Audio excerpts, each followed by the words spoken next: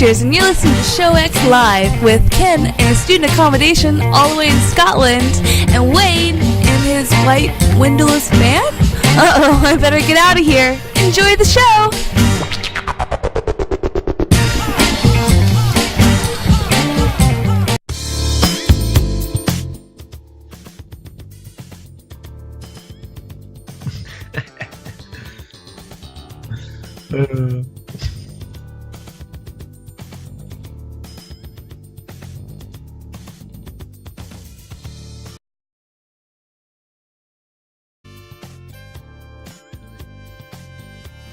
Hopefully, yeah, that made all the difference. See? No, it's just, that one wasn't Sam. That was audio cables. See? We're professional. It's good. Anyhow, hey everybody, welcome to the show. You're listening at 2 p.m. Eastern, 7 p.m. GMT on this Sunday, the 25th of June, 2017. Joined, as always, by our good friend Ken. How are you doing today, sir? Say as always, but I don't think I've been here for a while. Okay, so minus a week or two here or there where it goes back and forth as to which of us is actually on and who is adventuring elsewhere in the world. But this week, we are back together at full strength. So, sir, how are you? It's good to see you again. Yes, I'm good. I'm currently trying to get IRC installed on Linux, but I gotta say it's not easy to find one that's just a straightforward install. I'll say I use KVIRC. I use KVIRC, but I don't know if it has Unix one or not. So I can't help you fully. I used Ice Chat. I might go with Hex Chat. I don't know. I'll have a look and look around. That's all right. We'll it just means that right now it's me by myself in the IRC this week, as who knows where others are. But hopefully we'll have others jump in. Well, we usually have some that jump in, as the show progresses. That they say, oh yeah, not only should I listen, I should maybe get in the IRC and chat. That's okay. Yeah. All right, so, but to start things off, I think it's good for us to go ahead and get in with a little bit of Dysfunctional Deviations. And talk about things that are not geeky this week, but what we've been up to and running around. So, Ken, what have you been doing? I'm going to give up on this for now. It's been a while since I've been on. Yeah, it's been a couple weeks now, and since last week was my morose show. Yeah. But what have you been doing with your time? Fill us in. Oh, well, I've got a few things to talk about. A good few things, actually. First of all, I want to give a happy birthday to my lovely sister-in-law, the eldest of my sister-in-laws. I'm going to go with Azzy. I'm not going to say her real name out here because I don't know how comfortable she'll be with that. Yeah, the challenge. Yeah. So happy birthday to Azzy, who has aged another year. So I know I don't think she listens, but just in case, happy birthday. Yes, as well as. Opportune. It's also a happy birthday to our friend Kuro, who is not in chat yet, so we'll see. Maybe he's out celebrating. As well as I actually have to give a happy birthday shout out to my mother, whose birthday just recently passed. And so happy birthday to quite a few people today, as we do. Is it enough for me to try to sing? Do you think I should try to give an actual birthday shout out this time? You do have a drink in hand, so it's quite appropriate. I have lubricated the vocal cords enough to try to give a horrible rendition. You love a good bit of lubrication. With nobody in IRC to complain otherwise. So, for those whose birthdays it is, happy birthday, Mr. President. Happy birthday to you. So, there you go. Happy birthday, everybody. Hope you're having wonderful days. Fantastic. So yeah, happy birthday to those people, those lovely people. I'd like to give a shout out to two random things that are ongoing within the VT Dubs community right now, which are fairly active, actually, surprisingly. First of all, the art contest, which I would link into the IRC if I could, but I can't. That's right. I have it on mine, and so I will link it in there, and people can see it on the stream. This is exactly what it's like with trying to install something on Linux. It's like, okay, install this. It says, you need admin rights to install that. Are you root? I'm like, okay, sudo install this. It's like, okay, do you have a password? Okay, here's a password. And it's like, okay, we'll install and no, we don't know where that package is. And you're just like, for God's sakes, you're trying to install dependencies and try and work out what it is, and you're Googling, and you spend like 25 minutes just trying to install like a basic bit of software. That's the problem. So people always kind of wonder, like, why, as geeky as I am, I don't use Linux on anything in my house. So, because it's a pain in the ass. I don't care how much people say it's easier. It's still a pain in the ass to use Unix of any format. The thing is, I'm sure it's great once you learn how, but the learning how takes a lot of time. It's like when I spent like a one summer, like 10 years ago, learning Dvorak for the layout of the keyboard. God. Yep, I remember that. You talked about it. Yeah, God, that was 10 years ago. It's crazy. So for anybody interested, basically our keyboards are known as QWERTY keyboards. You probably have a QWERTY keyboard in front of you. Probably your country's version of a QWERTY keyboard. For example, mine's is slightly different from US keyboards because mine has like a pound symbol on Shift 3, and I have the speech marks on Shift 2 instead of that symbol. We have a pound symbol on 3. It's just the hashtag symbol. Oh, of course, yeah. You have the currency pound symbol. Yes. So different things. So there are some differences there, and most people use this. And the reason for it, here I am putting my freaking computing science degree to use here. Hey! The reason that we have it is because back in the day, these keyboards were made for typewriters, right? So back in the day, the keys were intentionally made to slow you down with typing, and to intentionally be far apart so that the pins at the back of the typewriter wouldn't, or run less into likely each other. to clash They wouldn't together. find up, which I absolutely did stuck. as a kid. When I used my mother's typewriter, you could do that. If you typed fast enough, you'd get the arms to swing out and hit each other and get stuck. And to the point where you'd have to learn to slow down the typing, or if you're a child and you had a mechanical typewriter, you would hit all the keys at once to see what happened when all the arms tried to strike at once. Kind of like the smashing the keyboard on a piano. Yeah.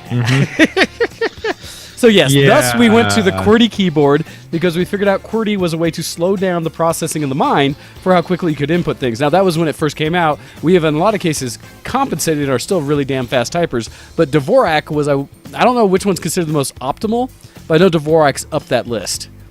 Because even I think alphabetical is a faster overall than traditional typing. I believe so. Because I think Dvorak was set up with... At least a few years ago, Dvorak was the fastest in a way. I don't know because the way they ordered Dvorak was specifically to put the most used keys on your home row, like the ones that are struck the most, and then I think they rotated out from there based on how often keys were used, and thus it was truly optimized for how quickly you could type, which makes way more sense. Now the challenges, which you had discussed before, is switching between. Yeah, that's a pain in the butt. To say the least, that is an absolute pain in the butt. I have a QWERTY, and once years ago I had a Dvorak keyboard, and I spent the summer learning, and I managed to get up to 25 words per minute, which is not bad, and probably better than the average QWERTY keyboard user. But I'm so used to my 100 plus words per minute on QWERTY, so I just got sick of it when I went back to school, and then never tried again. Now it's the exact same thing with Linux, in my opinion. It's faster if you know what you're doing, but you need to know what you're doing, and it's more customizable, which is great, and there's more compatibility in theory because you can, use Windows emulators, etc., to make it work, and VMs and such. So technically, you can make it work with everything. However, in reality, the time spent learning the damn system is, for me personally, more of a big problem. Yeah. It's a pain in the butt. It's a pain in the doge butt. These two doges behind me, both their butts. So anyway, I don't know how we got into that. Check out the art contest. Yeah, there's a complete shift. Yeah, I don't know how I got there. So check out the art contest. What you do is you go to media. Don't go there. No. Go to just vtwproductions.com. Click on forums at the top. Go into the ShowX board, and inside there you'll see the latest commented thread. So not the stickies at the top. The one underneath that is the ShowX, the 20th ever art contest. So that's pretty cool. We're on a 20th one. I've moved away from titling them after the months. Instead, they're titled after just the iteration of the art contest, so we don't feel obliged to have like really limited times, because it takes us quite a while to put together the art contest, I find. So the themes are Sunset, which is fairly open. You can pretty much do it with anything. Like you can have a song named Sunset if you are, a poem or some photography or whatever. Farm is another one. Again, it's pretty open. Breakfast, extremely accessible to anybody with a phone camera who eats breakfast. There you go. Code, because code itself can be beautiful in my opinion. Ramadan, because Ramadan just finished yesterday, 2 days ago, I believe. No idea. So I thought that was appropriate. There's some cultural stuff in there. And finally, the quote, which my favorite poem in the world. A quote from it.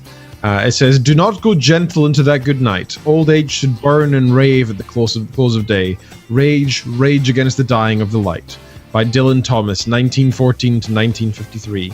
The dude only lived for 39 years, but he had an amazing quote and some fantastic literature to his name. And you'll see that quoted everywhere. There's like 20 films in the past 10 years. Oh yeah, you always have the over and over. Yeah, do not go quietly into the night kind of thing. You always get whichever the piece that you'll hear quoted all around. So that's very famous. It's just so quotable. It's just a great quote. So check out all that stuff. You can have a nice wide range and try. You probably fit anything you want to one of those themes.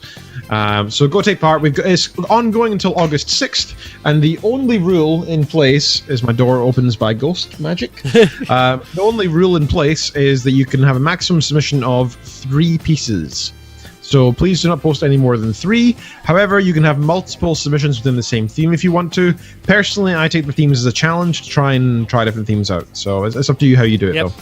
If you win, which is a high possibility, there's only ever 6 or 7, 8 people to take part. So you got a good chance of winning if you put in the 3 pieces. You will get your submission posted onto our Facebook page, our Twitter, and so on and so forth. You also got a shout out on the show for your congratulations, and that means that you get a little bit extra, very small amount of exposure, and you feel good about yourself, more importantly. And it makes you go do more of that creative thing that you like, whatever that may be. So go take part; it's good fun. And other than I'm going to toast to that because yes, toast to all of our art contest participants, and as a means to get further into what we're doing this show. So Clinky, virtual Clinky, and drink. Virtual clink to all of our art contest submitters and those who partake in the arts. Watermelon energy drink with rum, with spiced rum. That's horrible. I'm not a fan of the flavor of watermelon anyways, and so that's all right. I'm almost halfway through this, at which point I will stop caring.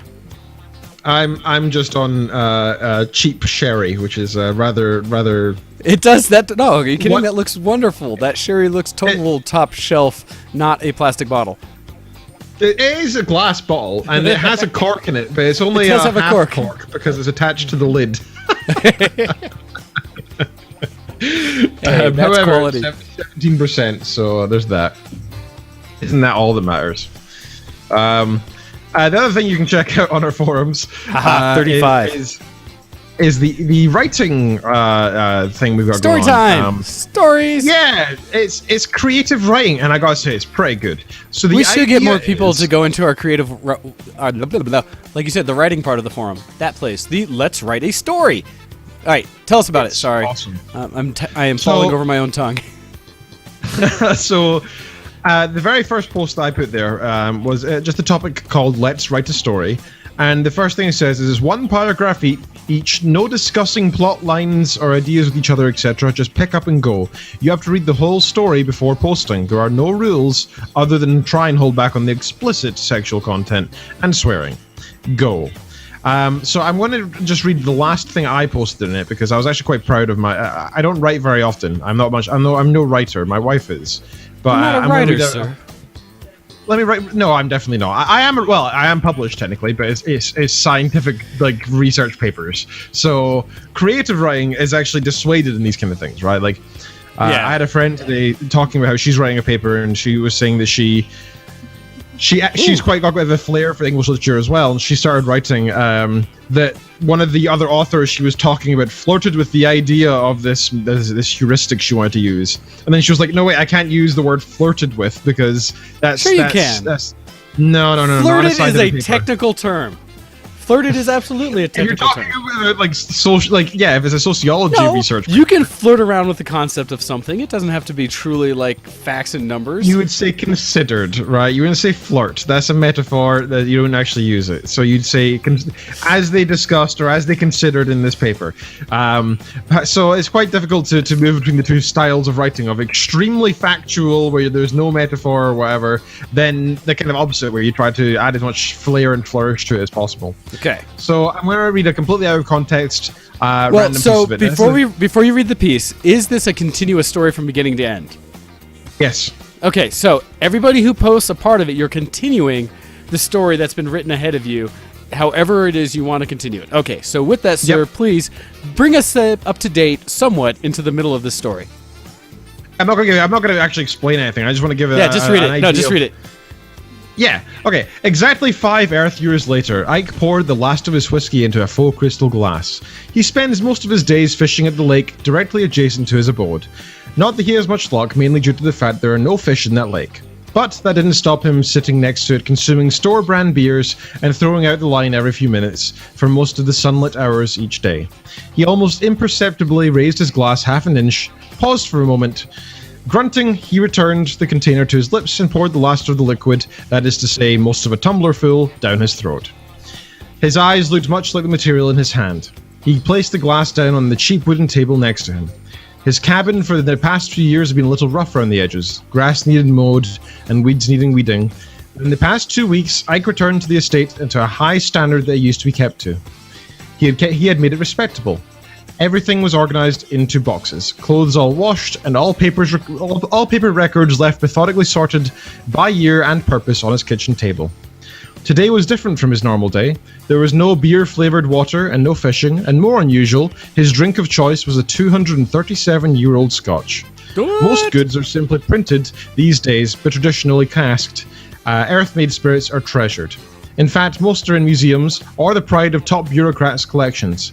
But when the democratically elected hegemon of United Systems of Iron, which I named intentionally because it was USA, which I thought was pretty funny, nice. Presented this bottle to him 4 Earth years, 364 days prior, he had no intention of preserving the relic. So it's a sci-fi based story where basically we started off with this idea that there was this ship around this planet doing a basic scan of something or other. We don't really know what. I'm going to read the first post because this is the one that you started it with.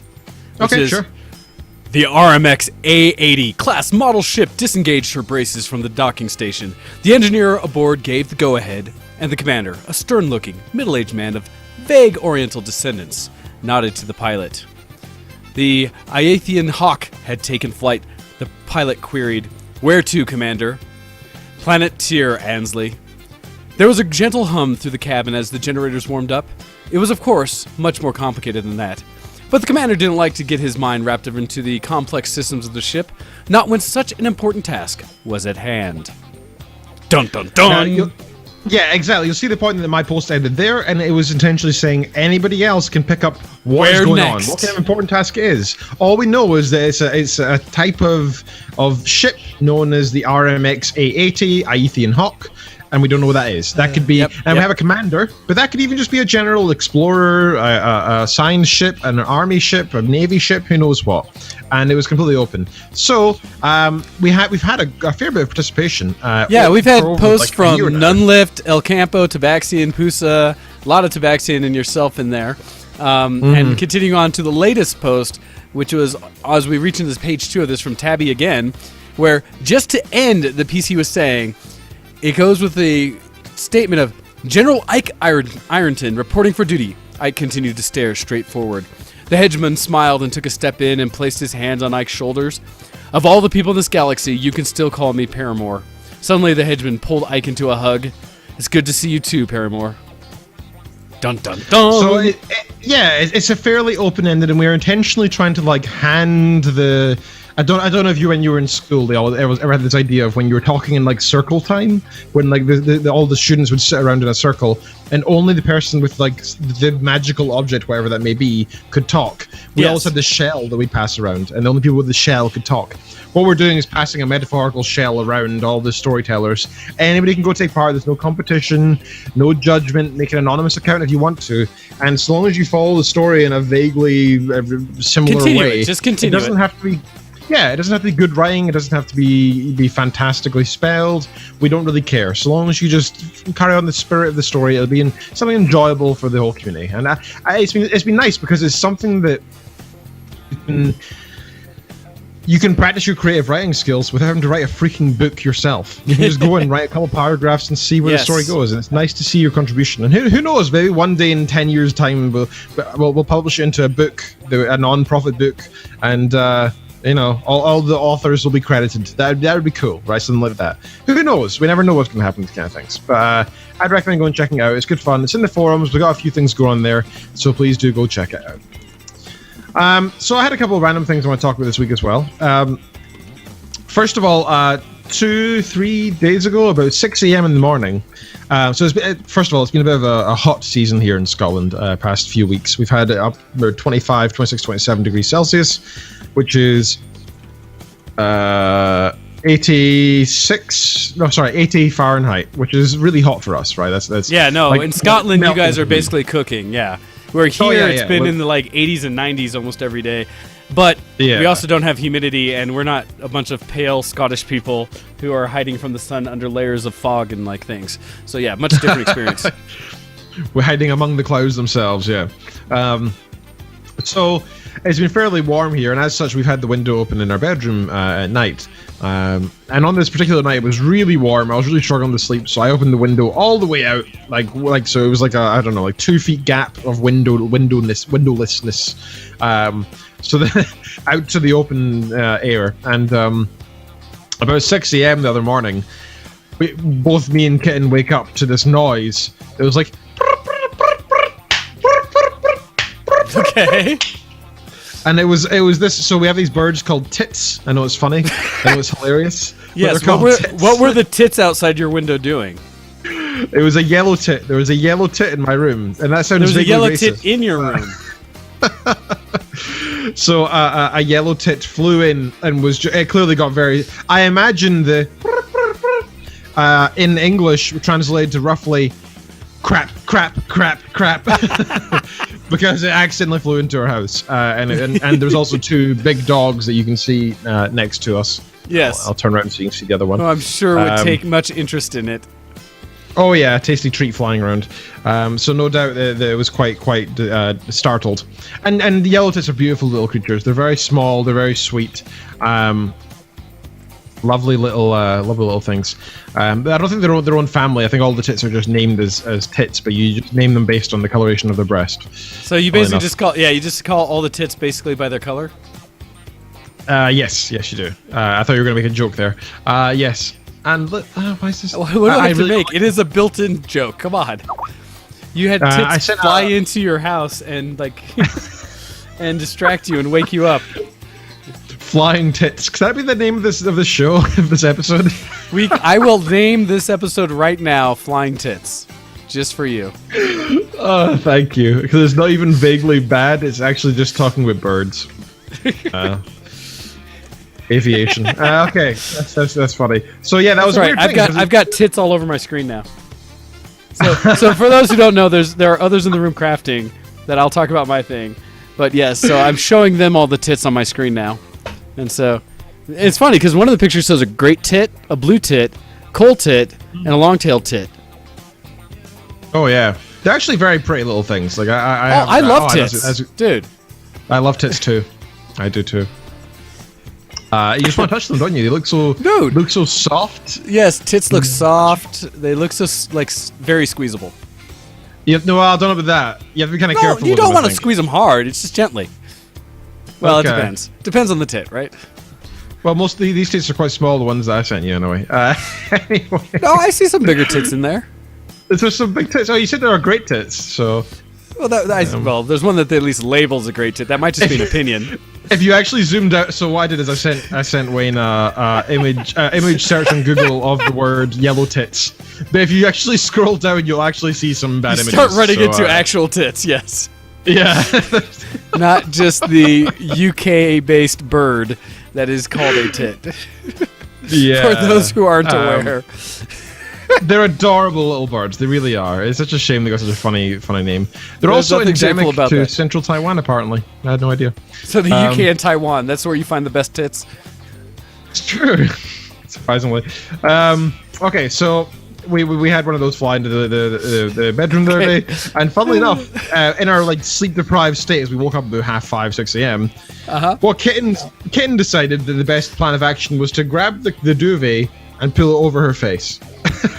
Wait, what did you call that? Hiding from this tiny bird that's she hid under the size of like a hockey puck. You said the duvet. Wait, say that again. Yes, the duvet. Well, so we don't. The duvet. What do you call?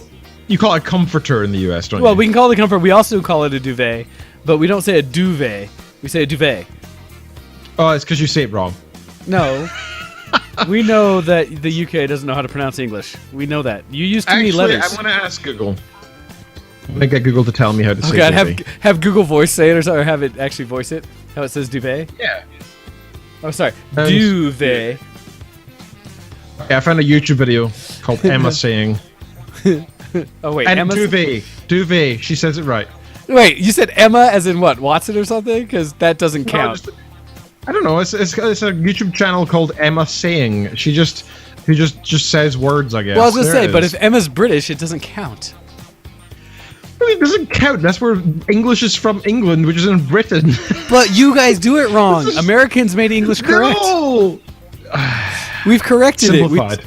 We took out all of the English extra nonsense. English simplified. Right? That's the difference. It's English for dummies. English for dummies. Yes, exactly. American is English for dummies. So one of my fields, why I do my research in is optimization, right? See, and in the US, you spell it with a Z, but we spell it with an S because that's the correct way to spell optimization. Optimization. Well, that's just the way that we made the word. You said zation, optimization with a Z versus optimization with an S. I made two different words. I made a word, and then I showed it to you, and you said, "No, I'm changing that. That's not we're right." like, well, that makes no sense because you say it one way and you spell it a different way. It's not our problem. You don't know how to get your mouths around the words, and thus we have to change it to make it sound, actually spelled like you guys say it. How do you pronounce my father's name? Your father's name is, well, I say Malcolm. Okay, I also say Malcolm, but how should it be said? Malcolm. Well, if you're going to follow the way it's written, it should be Malcolm, right? Because there's an L before the M, a silent L. Well, Malcolm. There. The L becomes an Malcolm versus Malcolm. It's not Malcolm because there's no U after it, so it's Malcolm. No, you're adding the L in there now. You're adding I am. You didn't have it before. But if you say it normally, it's just Malcolm. And so that you don't even catch it. You're removing the L because it's silent. It is a silent L. It's not silent. It just shapes how you say the N. No, it doesn't. No, it isn't. Yes, fans. This is exactly what Ken and I do with our time when we've been drinking together and we're talking about language and who's right. Which, of course, the bigger country over here is right. What about the word with rap? Or wrestle, retch, wriggle, wrap, wrinkle. Yeah. So in that case, you're wrapping a program, or wrapping a package, or wrapping something up, versus wrapping, where it's like W with an RAP, which is stylish. But they sound the same. Rap and rap. They're both the same word. The key is the entire English, be it the Scottish bastardization or the American true version, are completely ridiculous languages because you look at almost anything else out there, and they don't come up with nearly as much slang and nonsense as we do. They may take words that mean things more literally in one sense, and in the use of them, they mean something different. But they still say those words the same way and use them the same way. They rarely get as bad as us. The only place that I would argue is always worse than us is South Africa, because South Africa is a bastardization of like 7 or 8 different languages into one. That's true. It's terrible. Yeah. Which I only say from experience by listening to a lot of Diant Word, because that's what they do. So, speaking about that type of thing in Africa and the way that people pronounce things and different dialects and cultures and such, I was speaking to an interesting chap last week. I'm kind of skipping forward on my list here of things. So I now have enough alcohol consumed that I'm feeling tipsy. So we're now about to enter the realm of what this show's real intent was, which the Show X Drunken Debacle.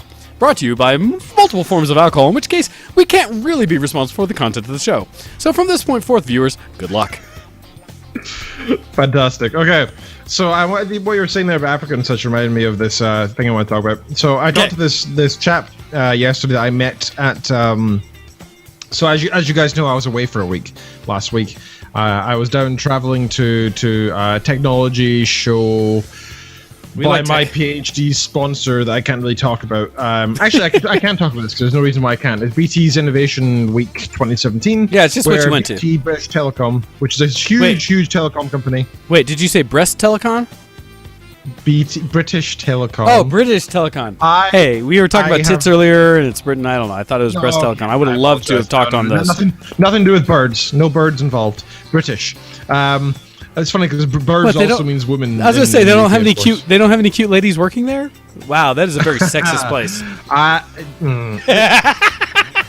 think requiring them to be cute would be sexist, actually. In the best way. Oh wait, shoot. So I was at this innovation week last week, which was basically where all these different companies came in and talked about their technology and such, and I met this interesting chap. I'm not going to say his second name because I don't want to obviously give that away. Interesting. But he had a chap fantastic first name, so it's worth saying. His first name was Reginald, which is a rare name. You had a Reginald amongst you. Yeah, he's a fantastic name, and this chap was from Ghana, in Africa, of course. Yes. And we went out for like a few drinks and the likes, and it was quite funny because he was trying to sell Ghana to us for some reason. I don't know why, but he decided he was trying to like convince us that Ghana was a great place to go to visit. It was a great place to hang out and live in, and he sold this to us by saying, one, if you make like £1,000 a month in the UK, so say like I don't know, $1,200, $1,300 in the US. Oh, it's like $1,600. Well, I don't know. I think with the way the exchange rate is right now, but it used to be a lot more. But back at second last Christmas, £1,000 was about $2,000, but not anymore. Anyway, if you make like £1,000, so like $1,300, $1,400 or whatever it is, you would effectively be making triple that when you're living in Ghana in terms of what you could spend on. Oh yeah, your rent would be a couple $100. For a nice big place. The food you could eat at restaurants every single night and still have money left over, right? Yes, that's why I want to retire in Belize. Yeah, that's kind of tempting. The only problem is that the infrastructure in these places obviously isn't quite as nice. I just need internet, dude. I will live anywhere to retire as long as I have broadband internet. I've talked about this multiple times. I can live in an island somewhere as long as there's broadband. Give me gigabit internet anywhere in the world except for maybe Antarctica, and I will totally be down. I'd consider Antarctica. Well, but the problem is you can't actually go outside, and you can't go to like. I know you can, you just die, and so. At certain times of the year you can go out. It's okay. You still be furred up, but it's okay. Anyway, so yeah, I was at this innovation week. It was really good. I talked to this guy, but he was trying to convince me to go to Ghana. And the funny thing he said, and the thing he was trying to convince us with, he said, and it's a shame you're married because you would love the women in Ghana. I was like, what? Okay. And he said, yeah, the reason for it is they're extremely subservient, but yeah, they still believe in equal rights. So they'll be like, they still want to get a job, they still want to go and do their own thing, they want to be financially independent, but they want for you to come home to a cooked meal. They want you to come home to like your lady waiting for you in bed. This is what this guy said, right? Not what I believe in or anything. Because you're totally against that, Kenneth, aren't you? Totally against that. I am pro-equality, genuinely. I'm pro-equality, but I'm also totally fine with traditional gender roles as well, so it doesn't matter, right? You can have both. I'm not. I said fine with. I didn't say that I'm against non. I said I'm totally fine with. Oh, okay. Well, okay. My point of view is do what you want. Like, if you want to be like the 1930s housewife, go do it. Yeah. Well, that's what I mean. I don't care. That's what I mean. Yeah, you can both, and it's fine. It's not a binary thing in this one or the other. You can have both. Yeah. It just depends on your choice. So, and you know what? The difference is, like 2 weeks ago, when I was working really hard, my wife would make me dinner for when I came home, and it was really sweet. Aww. But last week, when she was doing extra overtime and the likes, she came home to the cook meal that I made. Yeah. No, that's just mutual respect in a relationship. Yeah, that's crazy. So that's nice. But what this guy is saying that in Ghana, there's a bit of a gender role thing. The man is seen as the sort of leader of the household. The traditional, yeah. Well, no, you say leader of the household. Everybody knows no matter where the hell you are and how it's done, the wife or whoever is making home, making or living in and doing the homeowner is truly the leader of the household. Someone might be the figurehead, makes the money do something, but there's that the wife is always going to be the leader of the household. Come on. Tell me that you're the leader of your household, Ken. Tell me that right now. If it comes to decorations, my wife's entirely in charge. I don't have a say. I'm just saying. Yeah. But in terms of I do all the money things that are not just daily day. Like I do all the like bills and boring things. Yeah, she does the helpful fun things. And tells you what you get to eat. Better and tells you what you get to. I'm better at the boring things. No, that's traditional. That's fine. Anyway. So yeah, I spent last week in the BT's Innovation Week, and it was very good, very successful. I actually got a photo for anybody vaguely interested in rugby. I'm not. I didn't care. But I don't think I follow rugby at all. Yeah, the opportunity was there, so I went up to Lawrence Delaglio. Okay, sure. I don't know what his name is. Sure. He was the English rugby captain for England in the early 2000s, I think. But he's a big guy. He's 6'4", so he's only 1 inch taller than me. But for some reason, just by his body stature and his size, his girth, freaking his hands. I shook his hand, and my hand got like it just disappeared inside it. It was like it was like this. For those who don't realize that's dirty, don't do that. So for people who don't realize, Ken is see don't do that, Ken. Not on air, damn it. So people don't realize Ken's a big guy. Ken's tall. Because you're what, 6'4"? Is that correct? 6'3". 6'3". Sorry, Ken is 6'3". So when I met him first in Florida, and looked up, I was like, God damn, this man. So having someone be able to wrap around your hands like they're nothing is impressive. This dude was only 1 inch taller than me, but just due to the size of like his shoulders and his body mass, pure muscle. This guy, and he intimidated me. I felt like I was looking like a foot up at him somehow, even though he was only 1 inch taller than me. I don't know how that worked, but he was an intimidating man, very scary man. But I met him as well, and that was cool because BT are in control of all the sports media really in the UK. So if you want to watch rugby or football or anything, it's on a BT channel. So as such, they have contracts with the guys who are the commentators to do corporate events. So this guy was at this corporate event trying to he was the announcer and stuff, just to make the most of the contract they have with this guy, I guess. But as such, I got a photo with him, which was pretty cool. And I shook his hand and talked to him, and I said to him I was like, that's impressive, dude. That was you're a very good commentator. I'm thoroughly impressed. He has a great voice. He looks like a meta-human. He looks like the next evolutionary stage of what men could be. Just huge, hulking. He looks terrifying. And he was wearing a suit. He wasn't exactly wearing like armor. He looked just like a normal business dude. But just his pure stature was just terribly crazy, terribly scary as well. So following on from Innovation Week, I got some news from BT. First of all, I'm supposed to be going to London the next couple of weeks to go for a quick meeting, but that won't affect the show or anything. Well, so it's funny. You do realize I'm still jealous of you because I've still never been to London. Although, maybe. Although, by the way, I've been offering up your spaces if ever any of the other people in the room here want to go to Scotland. I've totally been offering an idea that we all need to travel together and that I have couches that we can fit on. They're all raising their hands, just so you know. If you vouch for them, I'm happy. Oh, yes. No, well, yeah, I will vouch for them as I start drunkenly talking about what I've been doing with my weekend. So, yes. Oh, I'm totally ready to slur. This is bad. I, unlike Ken, am fully falling into the world of we said we were drinking. I have almost finished my first drink. Ken is babying it like a little punk. You'll notice a refill. That's been refilled. You are, punk. You're a Scotsman. What's your liver supposed? So this goes back into when Ken and I actually saw each other, and he tried desperately to get me drunk and failed every time because sea level. I am doing my part here at altitude to actually get drunk, and the reason you didn't get drunk is because you chose not to. You chose not to drink. I drank appropriately. Kenneth Neal Reid II did not. Oh no, you did at that time, but you're not right now. You're not drinking like you should be.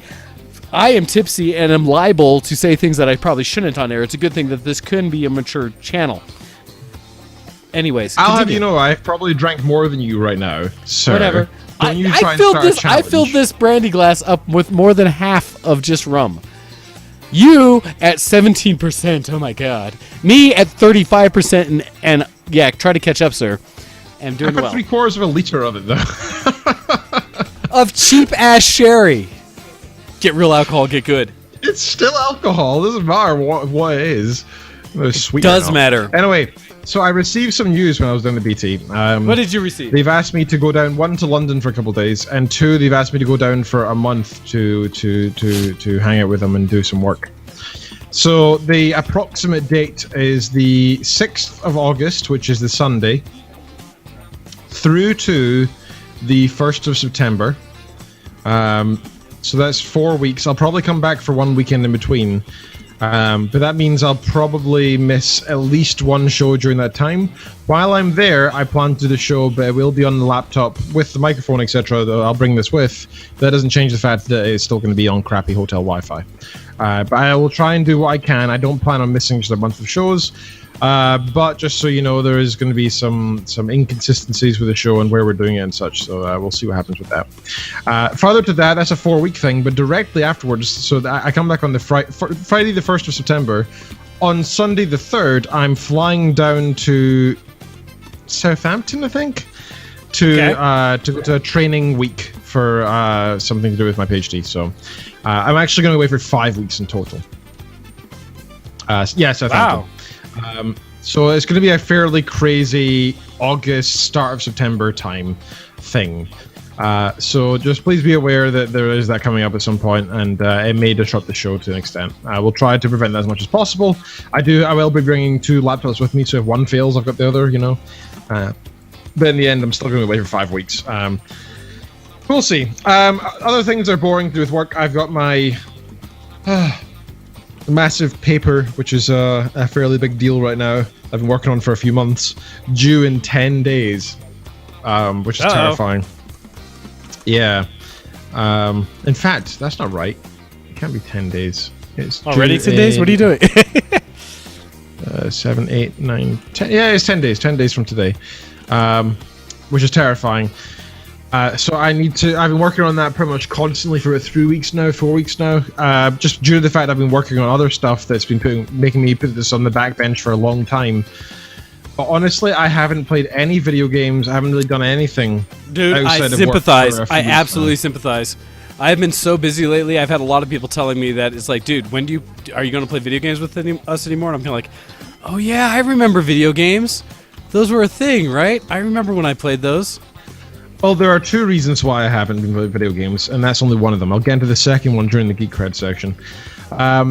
So I've got 10 days from paper due, and that means I'm going to continue not to really play games. And I have played Hearthstone here and there, but to be fair, but that's only usually like just before I go to bed. I'll have like 3 games or something, then go to bed. I want to talk about UK politics a little bit. I'm already way into politics. Time, so drink more, and talk politics. This could be fun. Dude, politics are amazing. I know most people don't care, but in my life, I've learned to now accept and politics on this show. You used to always say, leave it for YOIW, half a glass, and you decided that you're pro-politics suddenly. I've had 2 cookies today and almost no sleep all weekend. Alcohol. Because I'm drinking the alcohol. I think there are other issues there. So yeah, UK politics. We've been having a lot going on recently. Haven't you guys been talking about Brexit again, and like whether it's actually going to take place or how you're going to go through it? Oh, it definitely is. Well, I mean, now that you actually have to implement it, you have to discuss the details of how Brexit happens, correct? Oh well, it's been ongoing, and that is part of the problem. Is there's so much uncertainty. Negotiations to actually leave began on 19th of June, so we have been ongoing with that. But we'll see when the actual... I don't believe there's an actual date yet. Let me see if there's anything on... I don't think there's an official date yet for when we'll actually leave. However, we have put forward the fact that it is definitely happening. We're just discussing the ins and outs. There's a lot of things to consider. For example, expats, right? So we have people who are living in Central Europe and Western Europe who are British, and they're living there because the EU allows them to live there. So what happens to them now that Britain's leaving? Should they all have to return to Britain? It's quite difficult. There are hundreds of thousands of these people, right? That's fairly difficult. So they are trying to negotiate with the EU and say something along the lines of, well, these guys were already here. Maybe we could leave them there. It'll be fine, sort of thing. But nobody else will come and join later on. That's pretty much what the plan is right now. There's also the problems of the military and alliances and trade and yada yada yada. Now, I've actually talked to some people. Details. Well, yeah, well, there are a lot of people who talk about the benefits of this as well, and I agree there are certainly benefits of Brexit in terms of trade and military, etc. First of all, with trade, when we were part of the EU, any trade negotiations with the US, with Asia, with any places in Africa, etc., with Russia, had to go through the EU. So if the US wanted to send some moonshine over to the UK, they had to say, EU, how much tax is this? What should we do? Tell us everything that must happen. If ever you try to import goods into the UK, make sure you tell that it's nothing more worth than like £1, no matter what it is, because the UK will fund. Oh, screw you. Yeah. Sir, you can drink, control, yes? Well, that's only fair considering I did it when I was sober about 3 weeks ago, if you remember correctly. I swear I said the same word on air. Yeah, I totally didn't curse on air right there. What are you talking about? I don't know what you're talking about. So the benefit of Brexit is that nice choice, sir. It is a good drink. No, dude, I love this. Scotch is one thing, but this Scotch is like, goddamn. It's 12-year-old blended Scotch whiskey. It's like a spice Scotch. It's this is because I love myself. I'm gonna try to drink it slow, even though I'm already pretty tipsy. Tomorrow morning. Oh yeah, I will. I got plenty of time to work this off. So one of the best things about the Brexit is that while previously we had to do everything through the EU, which was good in a way because it meant that we had all these different countries trading with the EU anyway, so they thought we may as well do it with Britain and these other countries because we are dealing with the EU. And now we are separate from that, which sucks. However, we have the benefit of now being able to negotiate our own trade agreements. So we can say with the US, hey, I know that the EU is charging this much for tax and they're making it less likely things are going to be sold because the sellers in the individual countries need to bump up the price by X%. We don't need to do that. Let's put the tax down this much and you can import to us a lower price and then we can make more sales. I mean, that's a great thing. Same with Asia, same with Africa and South America, etc., etc., etc. Yeah, it's allowing you guys to come up with your own way of negotiating all those deals. And we can actually compete with the EU as well, which is a nice thing. That's just with the trade. The other thing is immigration and employment. So currently people are like, oh, we're going to lose out on all this because we don't have the free pass for the EU where people can just fly over when they please and start working. The good thing is a lot of companies have a lot of ties with like Asia, India, etc. For call centers, for software development, lots of things like that. We have a lot of it. Well, there's loads of Indian software development, right? That's kind of what they're known for. That's what Indians are they're really good for. They produce a lot of good software development. They've done a lot to make sure they're major players in the industry. Although there's always discussion about the quality of what they produce. They have gotten much better. They were always cheaper, and that's the thing. Yeah, they are always cheaper as well, and it also means that we can bring in more Indian people to this country to actually work and do that kind of work as well. And it means that they'd be getting a higher, better wage than they would in India as well. That means that we'd be getting immigration of those we have more say and choose over who we want to have in this country, not just instantly allowed because they're within the EU. We actually get to decide on a case-by-case basis. You guys accept everybody, don't you? That is partly what people would say is the problem. But now we can actually negotiate person per person, country by country.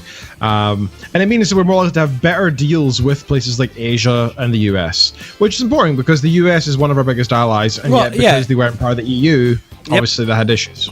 Well, it means you can negotiate outside of just the EU and what the EU is basically dictating that you guys have to, and you can now focus on what it means to to the UK as a whole to do specifically, and so that makes a lot of sense. Yeah. Now, for anybody who knows or doesn't know, Theresa May is the current Prime Minister of the UK. Now, a few weeks ago, she had an interview where she was asked to describe the naughtiest thing that she did. And what? Yeah, that was what the interview said. Was please People describe. Aren't allowed to talk about that on air. Well, they asked.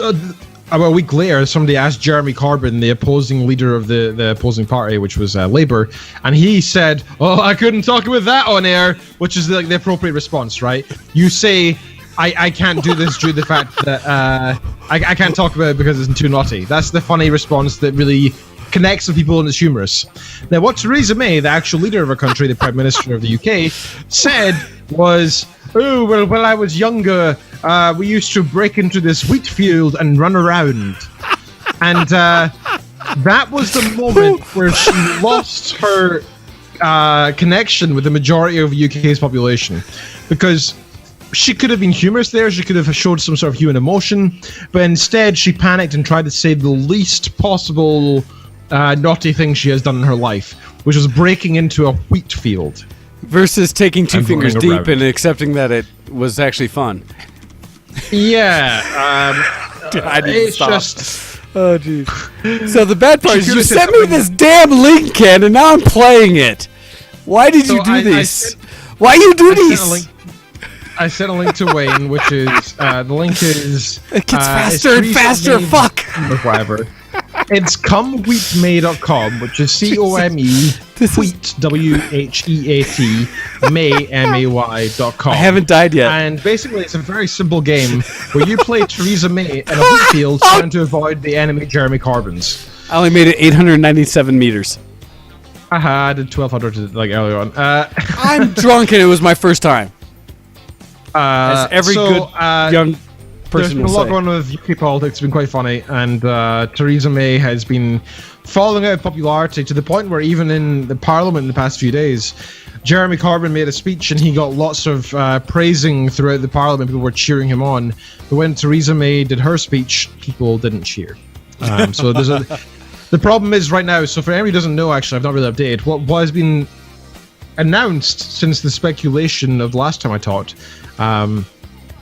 But what's going to happen with the Parliament is that the Conservatives lost a bunch of their seats, so they were no longer the majority government. Okay. This other party known as the DUP, which was in Northern Ireland, and are known to be very. You said DP, the Democratic Entrepreneurs of like all people.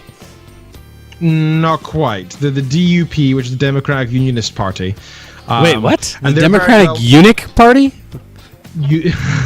The DEP, Democratic Unionist Party. They're very well known for their very far-right Christian extremist evangelist sort of type laws, like gays suck, let's have them not in the country, make it illegal to be homosexual. That sort of straight people and gay people both suck appropriately. It just depends on what you're working with.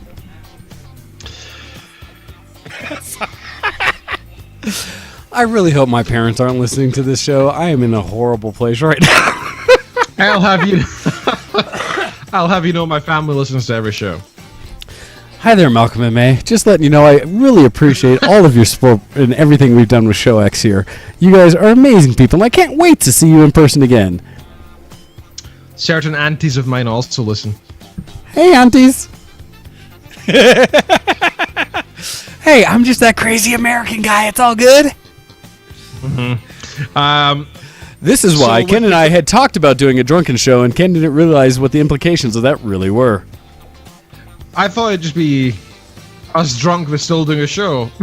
We are still doing a show, and I'm drunk, and I'm being my filter is dropping to almost zero. Like, it probably would have been better if I'd ate food before this, besides 2 cookies. Yes. Perhaps you need to go eat more cookies in the middle of the show and have some. That would ruin the buzz, and this is such good scotch. So, what's going on with the UK politics right now is we have the Conservative Party who have made a coalition with the DUP, the Democratic Unionist Party from Northern Ireland, and they're known for being the evangelical, crazy, far-right Christians who are anti-homosexuality and such. And basically that means that they now have a majority government between the two of them. The alliance, if you can call it, has been somewhat tenuous due to the fact that they are, even the Conservatives are right, but stop doing that, whatever that's called. I forget what it's called. Admittedly, I'm normally against dabbing, but I may have just dabbed. Sorry. my other others in the room have followed suit, so yes. Did they also dab? That's good. I did see a dab in my background. Perhaps once we have the break, I might force you to exchange with one of your roommates. My roommates are sober. They're not being as fun as me. Now, granted, they are suffering in different ways because... yes, talk about politics so then I can get in and be selfish and talk about me. Okay, Man, we are almost at break. This is crazy. Continue. I know. This show's not going to be following the normal I format. need to cue up music. Keep talking. Well, you do politics, that, UK stuff. I'm going to grab Leo. So the Tories, also known as the Conservative Party, have now got an alliance with the DUPs. Tories. That's pretty much what the majority of people in Scotland would say. Actually, the Tory I know is pretty cool. He does great photography, but that's a local Tory. Sorry, continue. Are you sure? Can I continue? Maybe. Okay. So they've made this alliance, and the problem is that the alliance that they've made is with the party DUP, which are known for being crazy and far right. Even though the Conservatives themselves are to the right, they're not that far right, so they find them a little bit crazy themselves. But they realized they had to do it in order to continue on their right-hand kind of politics. So that alliance is very tenuous because the DUP are demanding things that the Conservative Party don't want. And they haven't really come out and said this out loud, but we can tell the alliance has been threatened to be withdrawn multiple times by the DUP, which implies that they're having talks behind the scenes about things such as homosexuality that the DUPs disagree with. They take the Bible very literally, and as such, you can see the problems that would have. Anyway, so May has been very much fallen out of favor due to this election. She invoked this election in the first place because she was very sure that she would do well. And a few months ago, I gotta say, it did look very certain that she would do very well. Because during the Brexit, we were expecting economic turmoil, as we obviously have right now. And we expected the Conservative Party, the Tories, to bring us through that safely. However, her calling the snap election and then really screwing up interviews, ignoring debates and such, caused her to really lose favor, and they've lost many seats since, causing this tumultuous alliance to the DUP, and the UK politics are kind of in turmoil right now, with the Labour Party gaining more and more traction after the election, people really preferring them.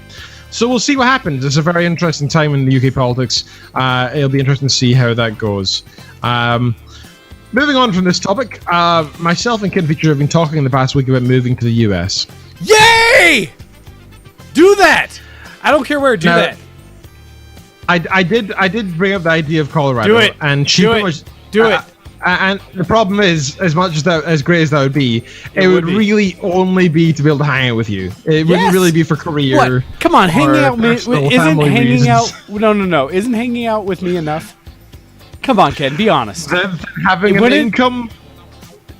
There were so many tech jobs here. Come on. I don't want a job. I want an academic job. We have colleges. And plus the wildlife scares me. Ken. Move to the U.S., join me, be part of it. Game Fest. Just think Game Fest. Weekends of just gaming where Kitten Features can be a participant. Said to me. She said, "You just want to go over Game Fest, don't you?" I was like, "Maybe." It's so worth it, dude. Come on, join us. One of us. So I think the good thing about moving to the US, wherever it may be, is it means I am like a $60 flight away, right? So any game. But if you're here, you could be driving distance away. That's true. But don't tease me like this, Ken. Don't tease me. Come on. There are two objectives here that we must meet. One is hanging out with Wayne all the time. She wants to live. To make Kitten happy, she wants to live by the beach. Her family's in Geneva. Come on. What? Or wherever her family's at. I don't know. They're not here. So she could be. You guys could be in Denver. Denver's awesome. We have an international airport. You can fly everywhere. Okay. How does that change the fact that we want to live by the beach? We have lakes. No, that's not the beach. You're right. We have water you can swim in and not have to worry about it killing you if you accidentally intake it. It's not salty. It's fresh. That could still kill you. So we're looking at the sort of warmer states. We're considering maybe Florida. But we're also looking at other states maybe further north. You're not old. Don't go to Florida. They have a coastline. far away from the water problems in the West, such as in Colorado. We don't have water problems. This is the Rockies. This is where all the water comes from. California steals our water from here because we get all the snow. For all their almonds. I will just put it out there that you should at least give us a try before you really decide on your final destination. Considerations are ongoing. We haven't chosen the state yet. But more importantly, it's going to really depend on work. Where I can find a university that's in a similar research field to me. Not so just generic doing science, CU has a my great system engineering being program. CU has a great engineering program in all things computer science. Just saying. It may not be advanced algorithms like you do now, but you could probably bring that to the university and help them totally change their program for the better. Me coming in as like a junior member of staff is going to shake over their curriculum. Kenneth, come to Colorado. So we're thinking somewhere warm. You don't know how badly travel. I would want you in this area, Ken. You don't really realize how badly I want you guys here. But you have to give me plenty of notice before you do, because I totally need to take advantage of Scotland before you leave. I'm an arse. So we do. I like the idea. However, it's important to be in the east so that we do have that connectivity with Europe, so we can fly over more easily, and our family, etc., can fly over here. Both kittens. International airport, direct flights to the UK, direct flights to Scotland from Denver, as well as our really great flights through Icelandic Air, where you get to stop in Reykjavik in the way and stay as long as you want as a layover in Reykjavik for free. So, just saying, very convenient. There's a layover. And yes, but you can choose as little or long as you want. But it's awesome. It's not up for discussion, sadly. You get Lexi here. You get Kitten Features here, and I will convince.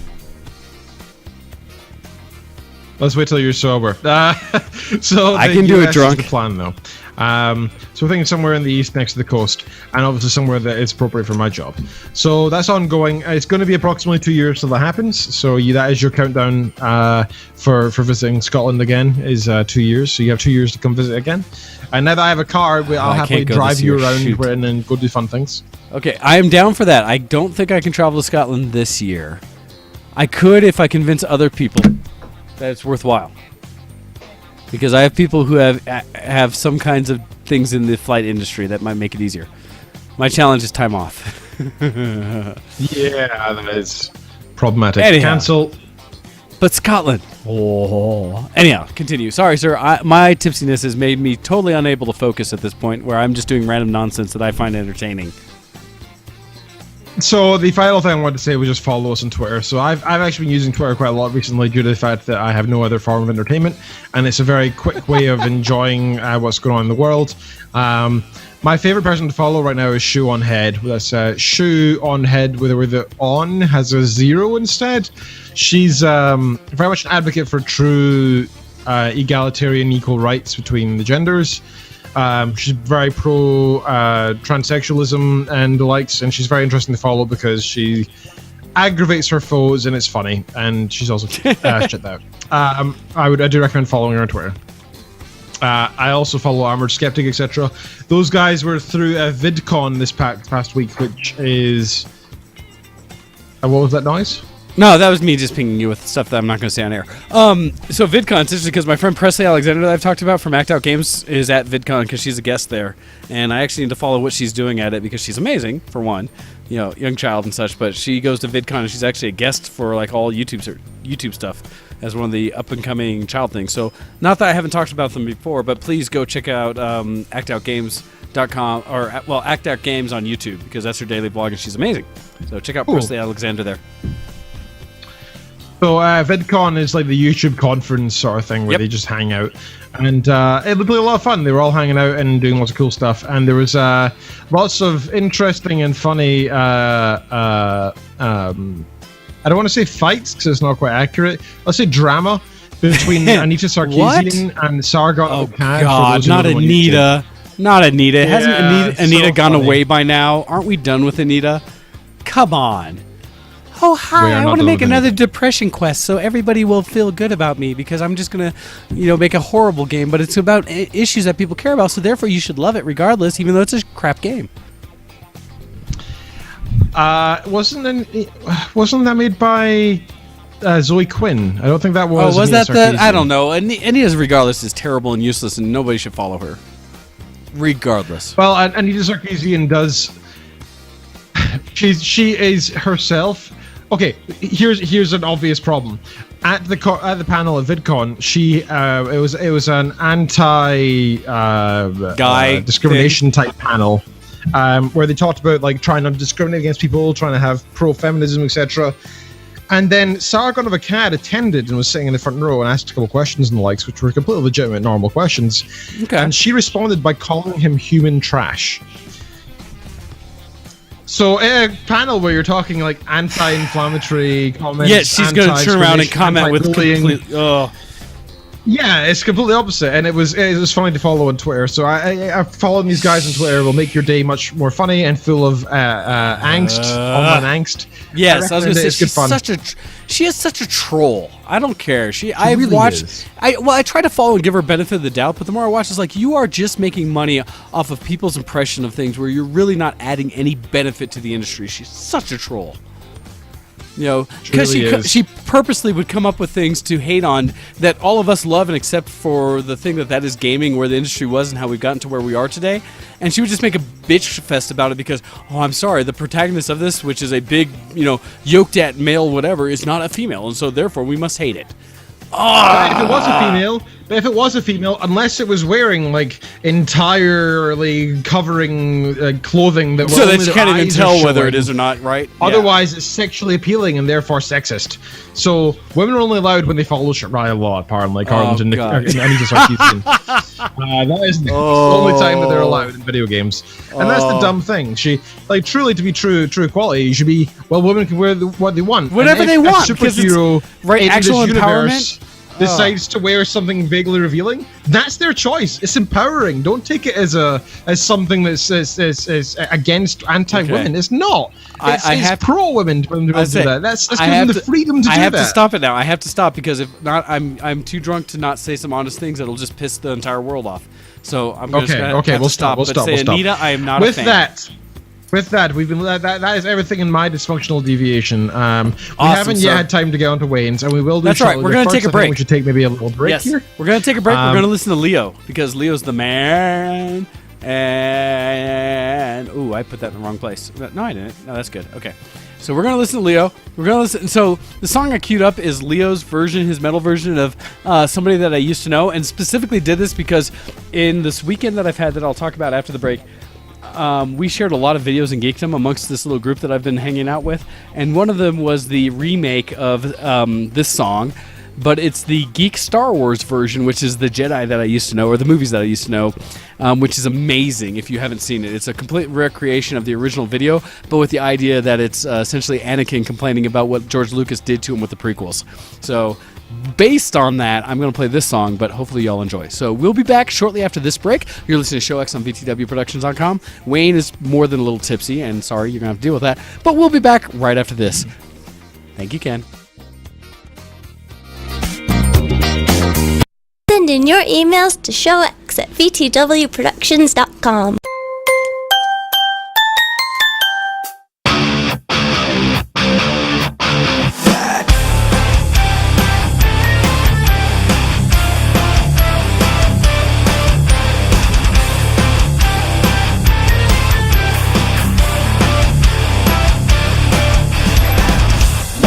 I think of when we were together, like when you said you felt so happy you could die. Told myself that you were right for me, but felt so lonely in your company. But that was love and it's an ache I still remember.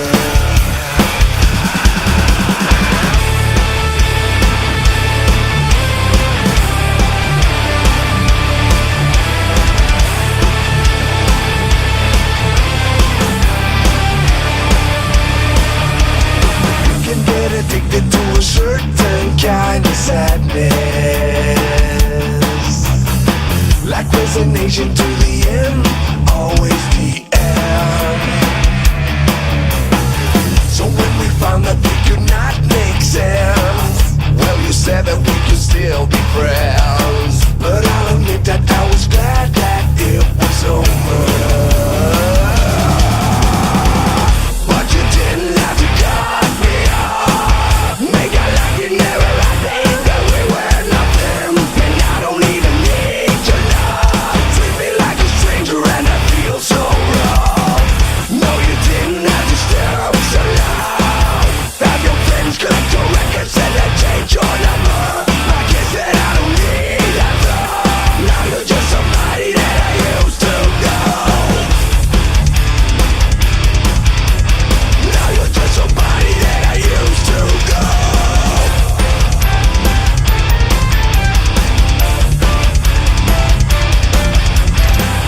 Now and then I think of all the times you screwed me over, but I've been believing it was always something that I'd done.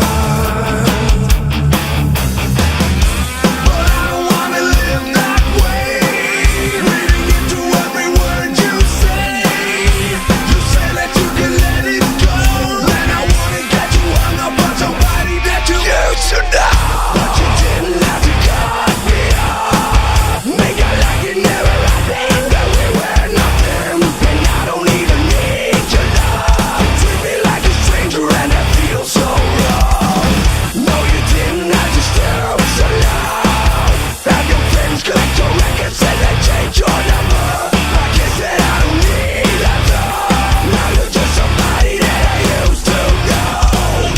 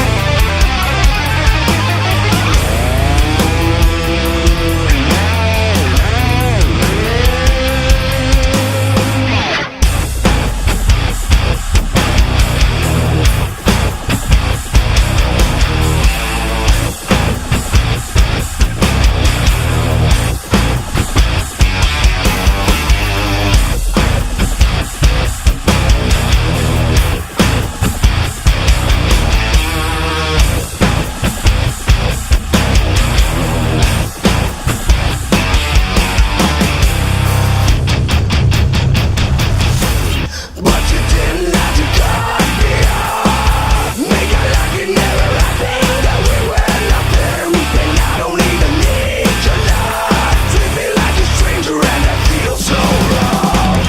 No, you didn't have to stare up so loud. Have your friends collect your records and then change your number. I guess that I don't need that love. Now you're just somebody that I used to know.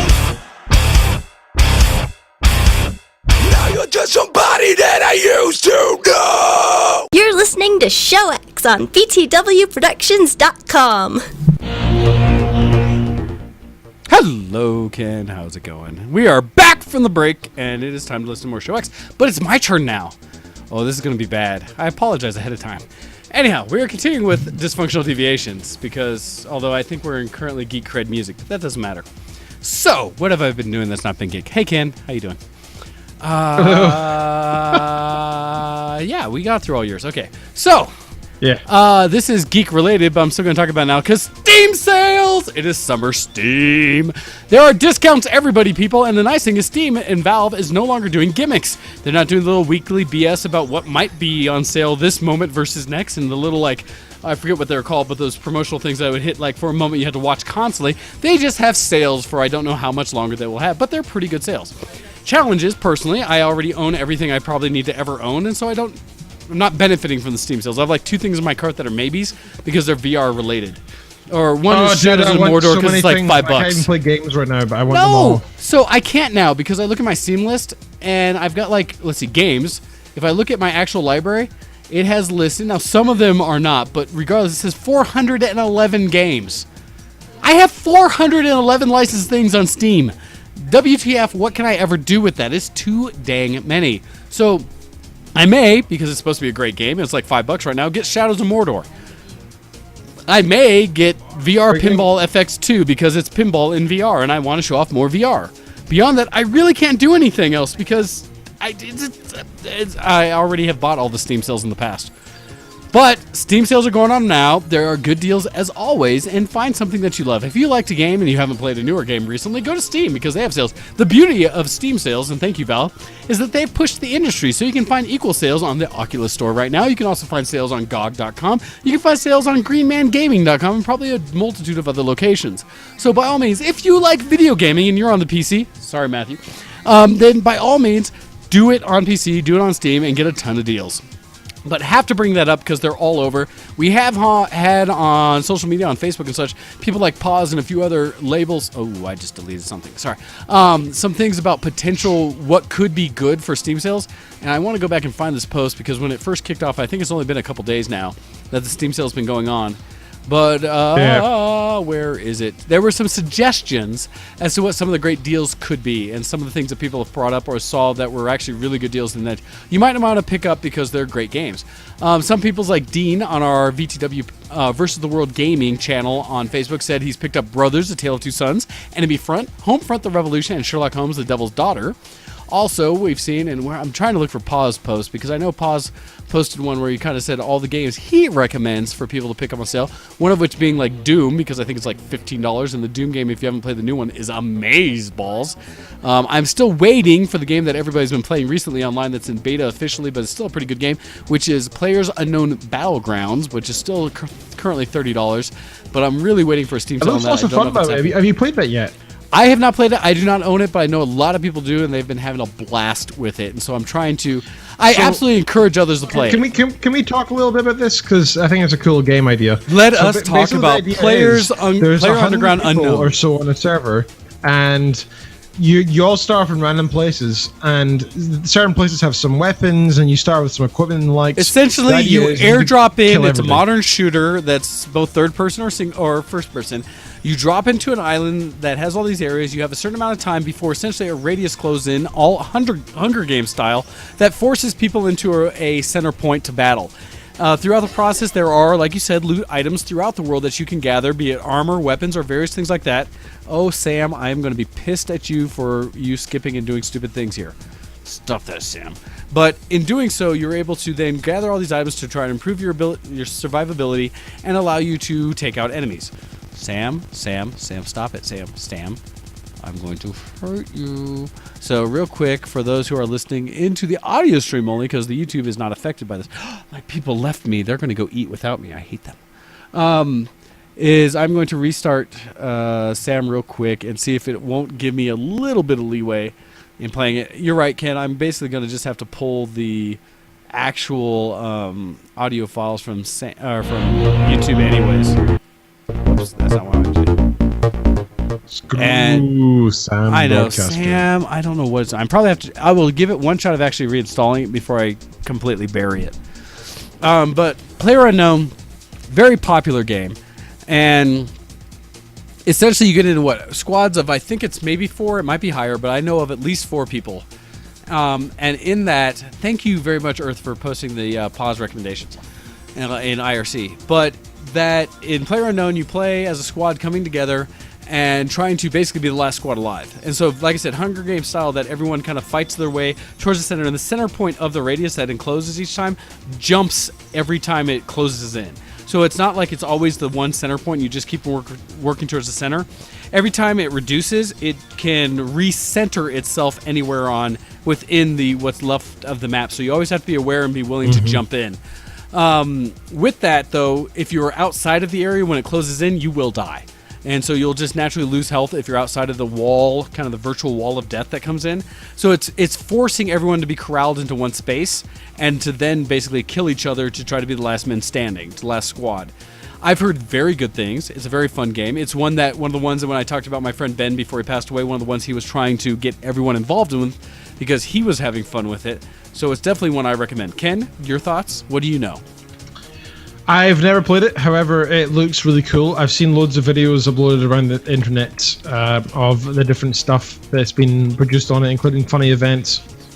For example, I saw one video where this dude was running around with no weapons, trying to find something, and this guy in a car started chasing him down.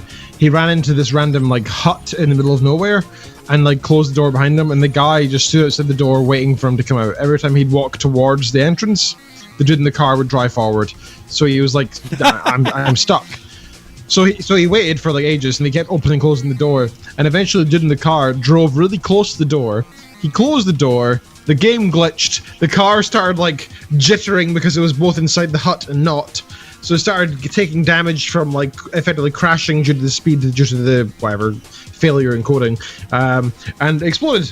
And the dude died, and then he collected all of his stuff and got like new weapons, etc. It was very funny. I've seen loads of videos like that where basically it just looks so fun. You are competing against 99 other people to be the last one standing, and that's really cool. I love a battle royale type thing. Yeah, which is cool because it's a big FPS type game in a sense, with a bunch of other real people playing together, which is pretty awesome.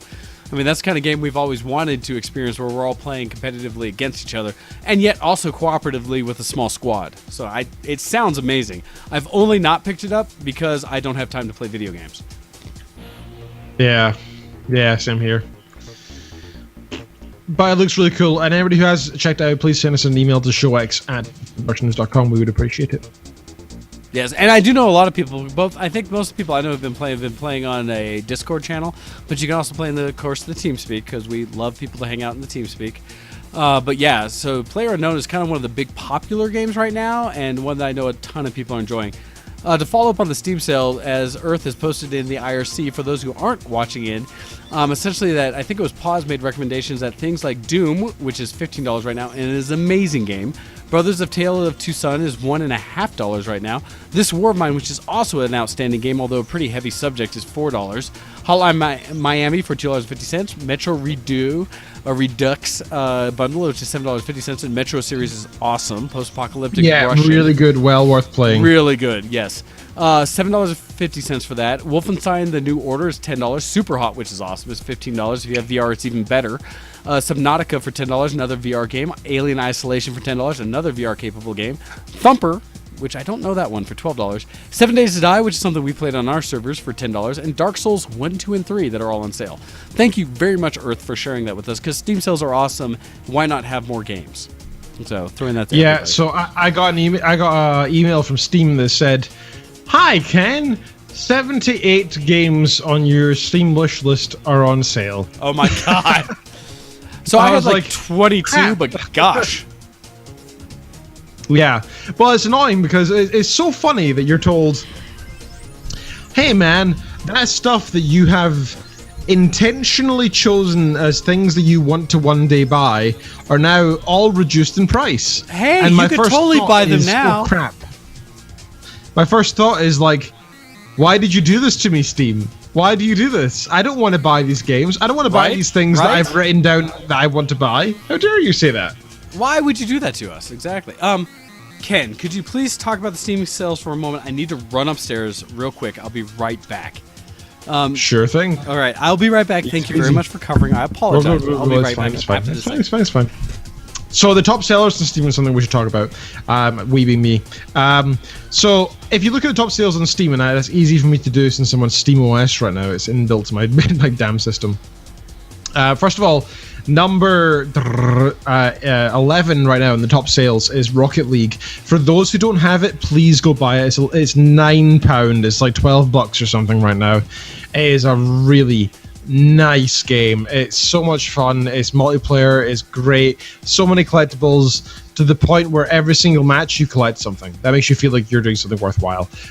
Plus, playing with friends online is great, and even playing single player is good fun as well. It's a really great game. Some people swear by controller. Personally, I thoroughly enjoy using keyboard, so whatever you prefer, I recommend checking out regardless. Number 2 for the most sold right now is the Steam Hardware Bundle. Now that includes the Steam controller and the Steam Link.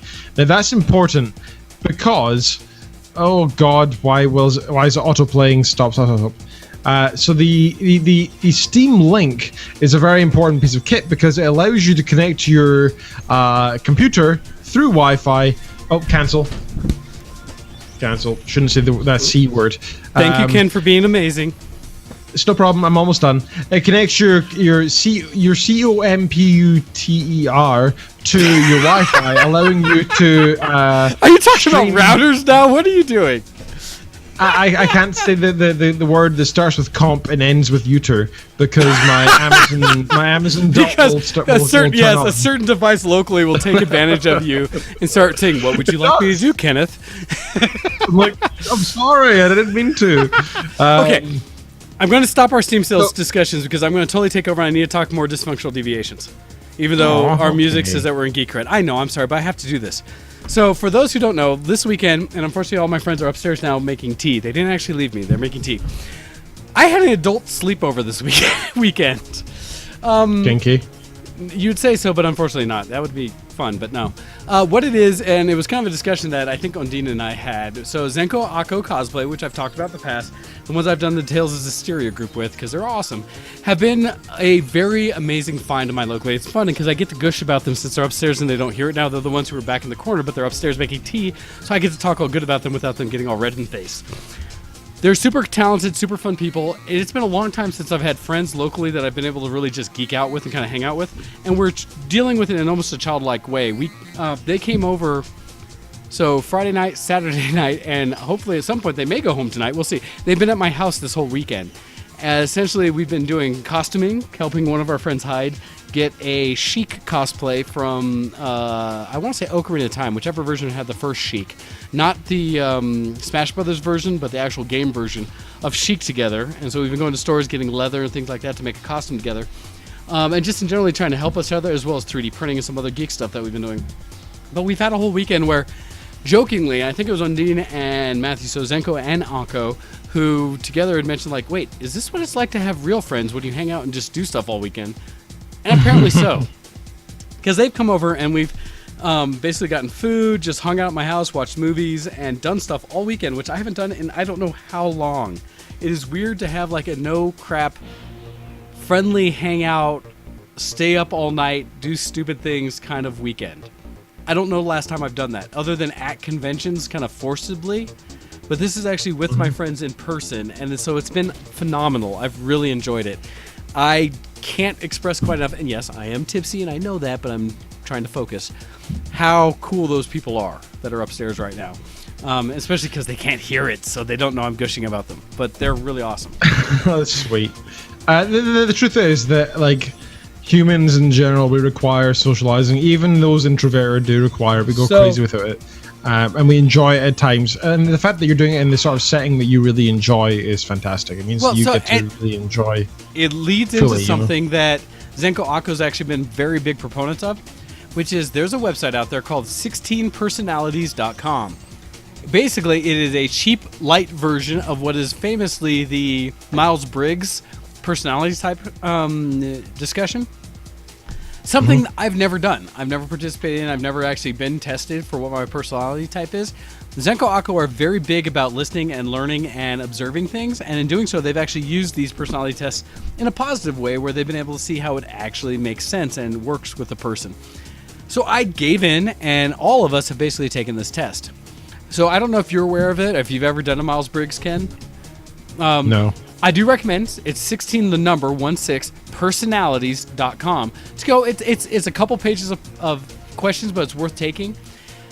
In essence, when it came out, it labeled me, and I don't know, I maybe have to take it again to see for sure, but it seems like it's pretty accurate, that I am classed as the entrepreneur. As a type. Under the explorers class, I am an ESTP personality type, which basically means I'm an extrovert, how's it all translate down to? What are they? I forget what each letter stands for. But I am extroverted more than introverted. I think it's strategist thinking and planning are my main things. But it's funny because in doing so and kind of reading the personality type, it actually makes sense. It's one of those weird things where, heaven forbid, this science may have some truth behind it. But it's been fun because Zenko Akko have both also been big subscribers to this. and talk through what it means, because Akko is definitely the commander? I want to say it's either the commander or the debater. I forget which one of those, but it's on that level of like someone who is very analytical. Zenko, I forget which one she is, but very creative and such. And it's funny because while these are personality types and whether people subscribe to it or not, for me at least, I'm starting to see some reality behind it. It's been very interesting to kind of blend it with how we interact. So I appreciate what they've done with that, and it's kind of a fun little play, if you will. I recommend to everyone to at least check it out and kind of read what it is about the personalities, because they've been able to identify things about me that absolutely fit. So I would argue these kind of personality types are extremely biased, because when we answer the questions on it, we answer them surreptitiously towards that which we would want to be rather than what we are. And they do so recommend... we're always pleased by the result. They recommend that you go with your gut feeling versus over-analyzing it. Just go with what first hits you as, this is how I should answer. And that is probably the best way to get your true answers. Because that is a risk. You know, if we think about what I would like to have a result, that may not be accurate. So I tried my best to do so. And there's some points where I'm not necessarily wishy-washy, but I'm closer to the middle of percentage than I would be to any extreme. Which I can see, because there's times when I am both introverted and extroverted, but I definitely take more energy from wanting to be socializing with people. So I'm definitely leaning towards extrovert. I used to be an introvert when I was growing up. I'm definitely more extrovert now. So there's aspects, at least for me, where I've seen it, and I think it's surprisingly accurate, but it's something I'd never looked at before, and I've heard about with Myers-Briggs, but I've never done the exhaustive one. I agree with you. Like, I enjoy introversion, I suppose, in terms of, like, I love gaming, I love reading, I love sitting by myself. At work, I actually requested an office to myself, which I got, so I've got my own office at work. Oh, I love having my own office. Sit by myself. Yeah, it's fantastic. I love it. But at the same time, I find myself at least once or twice per day going through and meeting with other people. Now, they describe extroversion as in the analogy of energy, right? Where you are the kind of person who gains energy from meeting people, and you feel energized by meeting people, and it like charges your batteries almost, so you can continue on with your day having met people. But introverts the opposite, where meeting people drains your batteries, so you need to be alone for the majority of the time. So I suppose technically I am an introvert because I only enjoy meeting people occasionally. However, I still need to do it occasionally, otherwise, because I can't just not do it. I need to meet people occasionally.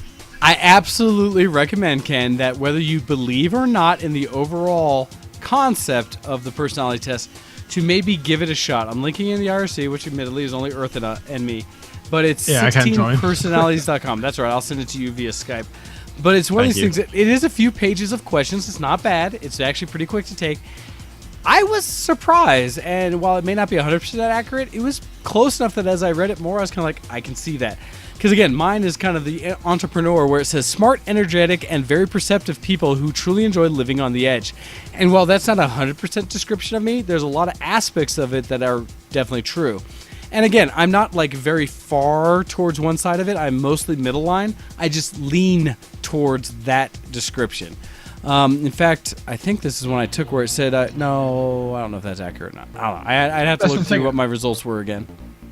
I think you and I are very similar in that case, because we both enjoy meeting other people and enjoy hanging out with other people and that type of thing. But we're also very much gamers and enjoy sitting, doing our own thing, etc. I would say I am very central. I require both. I can't live with one without the other. I can't live in a truly introverted type setting where, like, living in a monastery, not meeting anybody. While it does seem kind of idyllic to me, I kind of like the idea. I don't feel like it's actually realistic. Whereas if I was living in a social situation where I was always working and living with multiple people, that sounds like hell to me. So I don't know. I am somewhere in that spectrum, but I wouldn't say I'm very center. I'm probably more introverted than extroverted. But at the same time, I probably a little bit both. And that's why I wouldn't put you towards an extreme towards anyone. But I would recommend taking the test. I'd recommend you have your wife take the test. It's just it's a good discussion point, if nothing else, and it may actually fit better than you thought. For me, it's been surprisingly accurate, or at least informative, and I've enjoyed the process of dealing with that. All right, that is most all I have for non-geek cred, although it kind of blends over to geek. We do have an email. I want to make sure we get to that as we talk about geek cred, and we're already in the music of it. So I'm a geek. Are you a geek? Geek cred, level up! And like I said, I want to make sure I at least bring up, although where did I put it? Did I close that? How did that happen? I swear I had that up and then I must have closed it. But we did get an email in that I wanted to make sure we at least brought up for reasons. And so, where are you? All right. An email we got up because, like I said, I wanted to talk about, in general, Geek Cred. Says, oh gosh, this is actually fairly accurate, where it says, "Greetings, drunk, fearless leader, Dr. Lord Reverend Professor and Bachelor of Science with the highest of honors, Kenneth Neal Reed II and Wayne." In this case, I guess I'd be and drunken Wayne.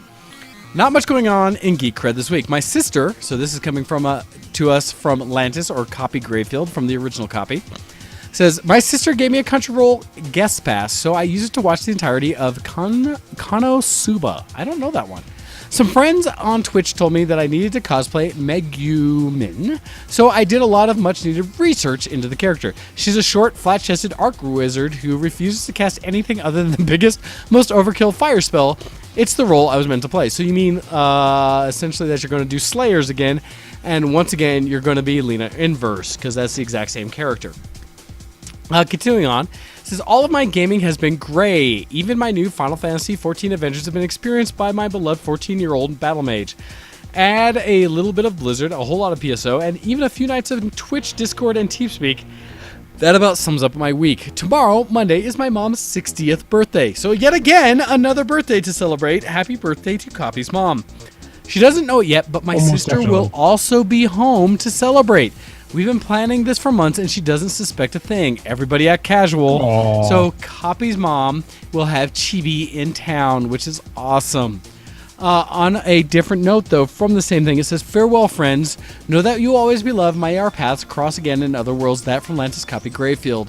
Apparently, Copy is not going to be participating in the show as often as in the past. If again, we shall see. But we do wish her the best of luck and the best of love. Definitely. She has been an amazing fan and friend of the show for many, many years. I really do hope that their time celebrating with their mother and having Chibi in town is amazing. So good luck with that. If ever, Copy, you want to email into the show and let us know what you've been up to, you are always welcome. We will always look out for your emails. Very much so, and always feel free to take part in the community. I mean, even if you don't want to talk to the show, that's totally fine. We always appreciate hearing from you in TeamSpeak and whatever, and in the forums, etc. Our contest, you're welcome there in any capacity that you choose. We love to hang out with you, so that's very much welcome. No, that definitely. We always love hearing from you. So if you ever just want to randomly update us to your Geek Cred, feel free to do so. All right. So, but with that, we are definitely switching into the Geek Cred section. Although we are low on time. Ken, are there some things, Geek, you would like to share? So it's vaguely difficult for me because this is where I want to talk about what's going on with my gaming situation, because I haven't really discussed that yet. I can't game. What? So a few weeks ago, my graphics card officially died. Uh-oh. I took it as a challenge, and I sat down and I downloaded a variety of drivers. I rolled back to old ones. I got new ones. I varied the voltage on the card. So even if you know nothing about hardware, think of it as a graphics card as a chip, which it is, a large chip thing with a fan on it that gets kind of hot sometimes, and it needs electricity to work, like most modern technologies. So electricity is going in. I can download software that says more lights come electricity, on, things beep and less boop. electricity. Okay. And I said less electricity to try and like chill things out. Didn't work. Be a little conservative, a little relaxed, yeah. Yeah, I tried more electricity to say, hey, let's go crazy, let's overclock this bad boy, let's try and do some more crazy stuff. Didn't work.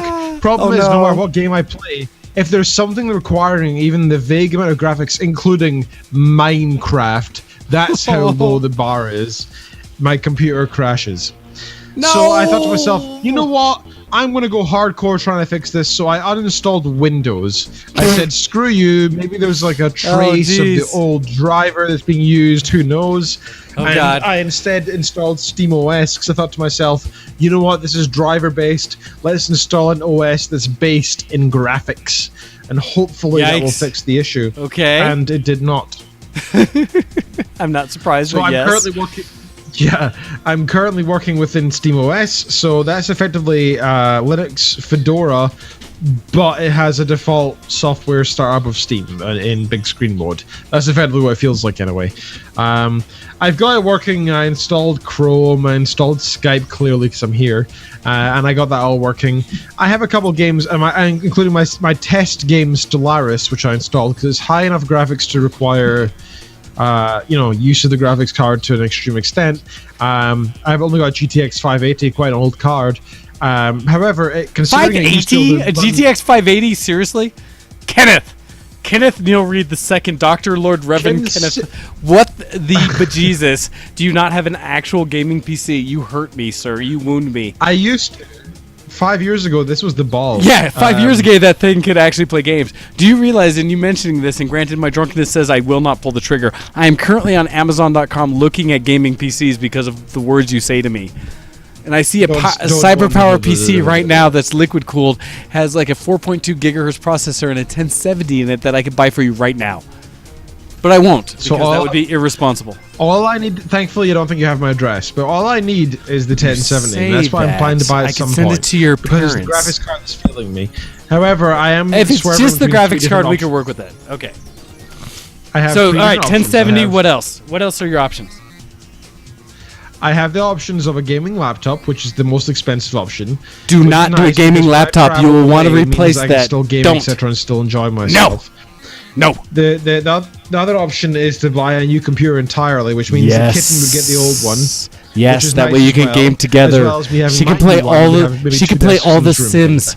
She can play Sims, and you can play FPSs with us, Kenneth. Do it. Exactly. Do it now.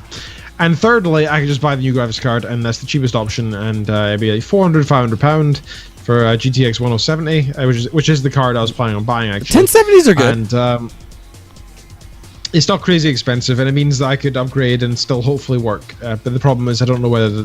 I assume the graphics card is the problem, but I don't know for sure. I mean, the graphics card is failing, but maybe that's indicative of like the power or something. I don't know. So, I don't know what to do here, but to be honest, I don't have the cash or the time right now to play games anyway, so what's the point? I may as well hold off, and so far it's been fine, because right now I literally have no time to play games anyway, due to this paper being due. I know that feeling. So, yeah, but to be fair, your time spent on socializing and such, as per what you've got around you, right? I spent all day today and yesterday and the past several weeks just coding or doing the obligations of my other aspects of my job. I other than playing Hearthstone, that's pretty much all I've done is God, but you can play Hearthstone on your damn phone, Ken. Does not count. I have no other choice. I can't play on my computer because it fails. So I am curious, because we kind of mentioned to some degree that you're dealing with Linux nonsense right now. Are you on SteamOS, or what are you doing right now? Because again, the video looks amazing, but what are you doing right now to allow you to be on the show with us? I am on SteamOS right now, yeah. Yay, SteamOS. And I assume the reason it's not crashing is because the graphics is being handled by the processor right now, as opposed to the graphics card, due to it being quite small amount of graphics required. I'm not playing any games. I'm just sitting here on webcam, so hopefully that just is being handled by either the graphics card at such a low level that it's not incurring the error, whatever it may be. But yeah. So it's a bit of a pain in the ass, but it means that I can still do the show, so whatever. No, I appreciate it. This is actually one of the cleanest you've had on the show for a while. Yeah, that's fine. The kernel of this machine exists. I've not turned this machine on for over 2 weeks now. This is the first time it's been on in 2 weeks.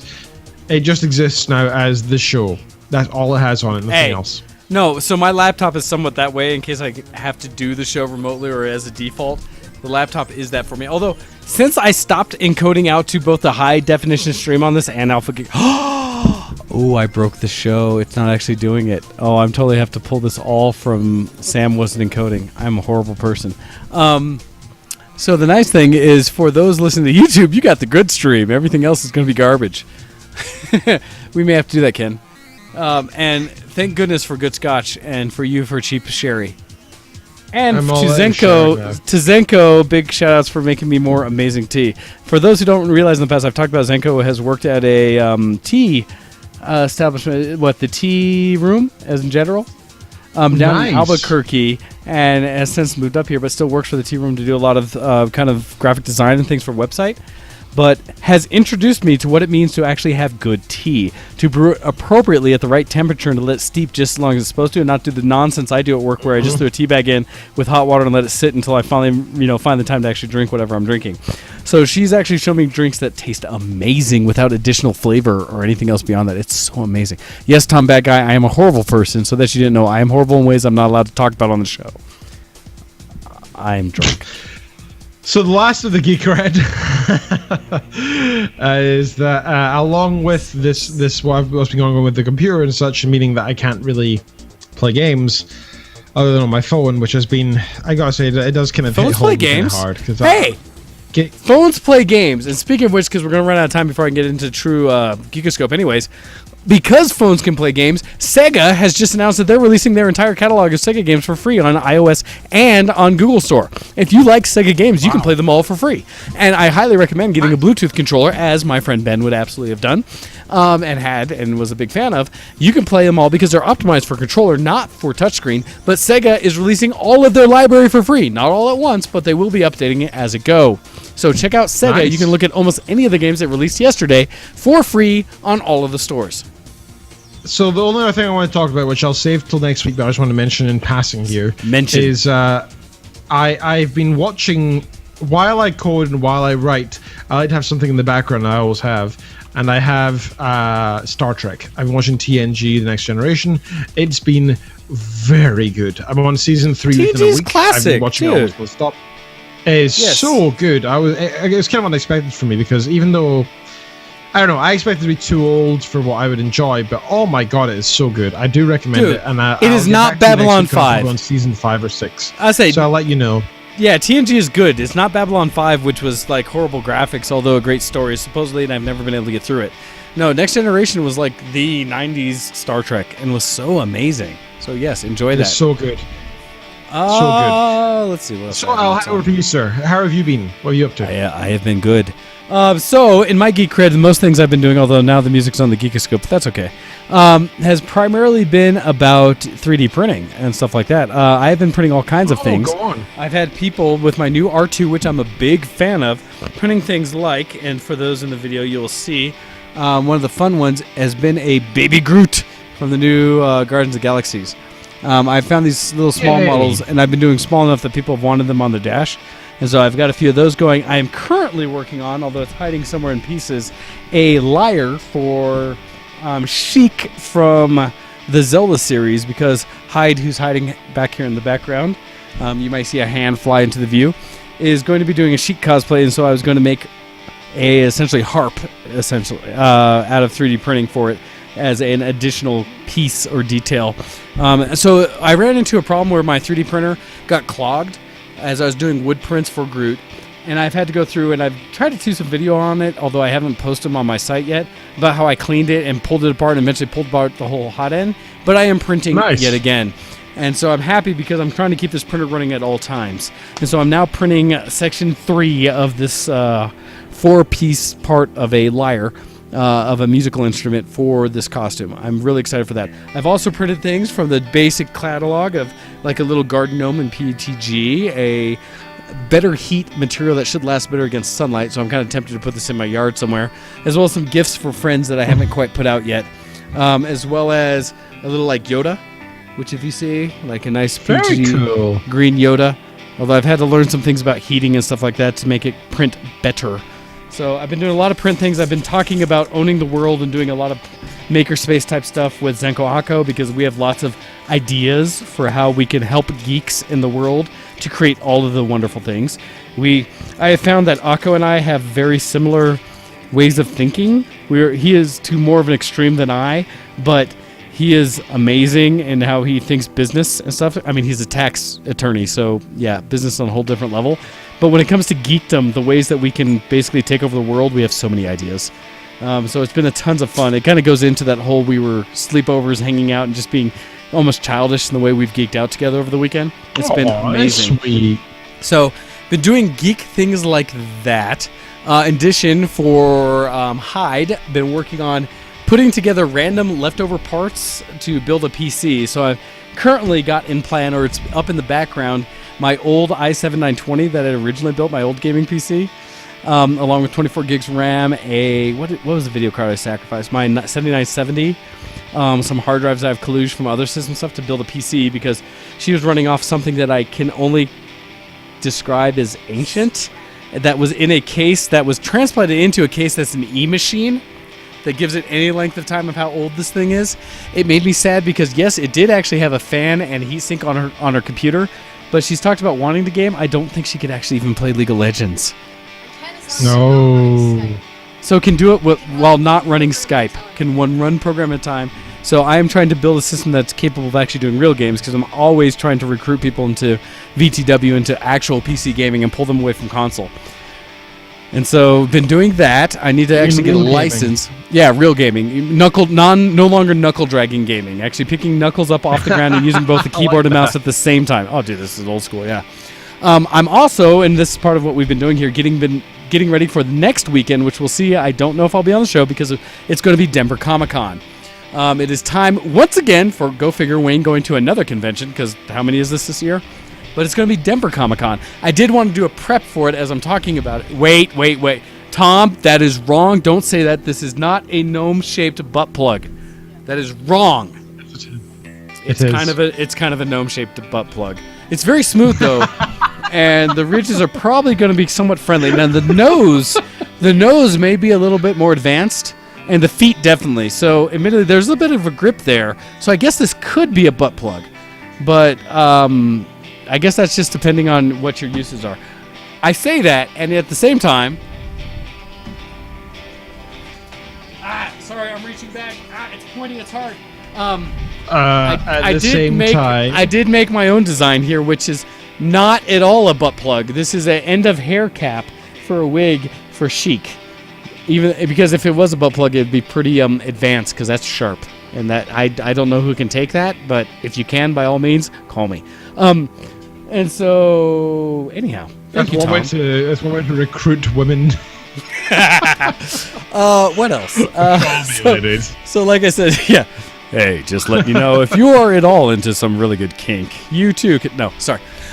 So looking for that. One of the things I have as a preemption for what my costume is going to be is I picked up these glasses, which by itself may not show because I have to shave to make it appropriate.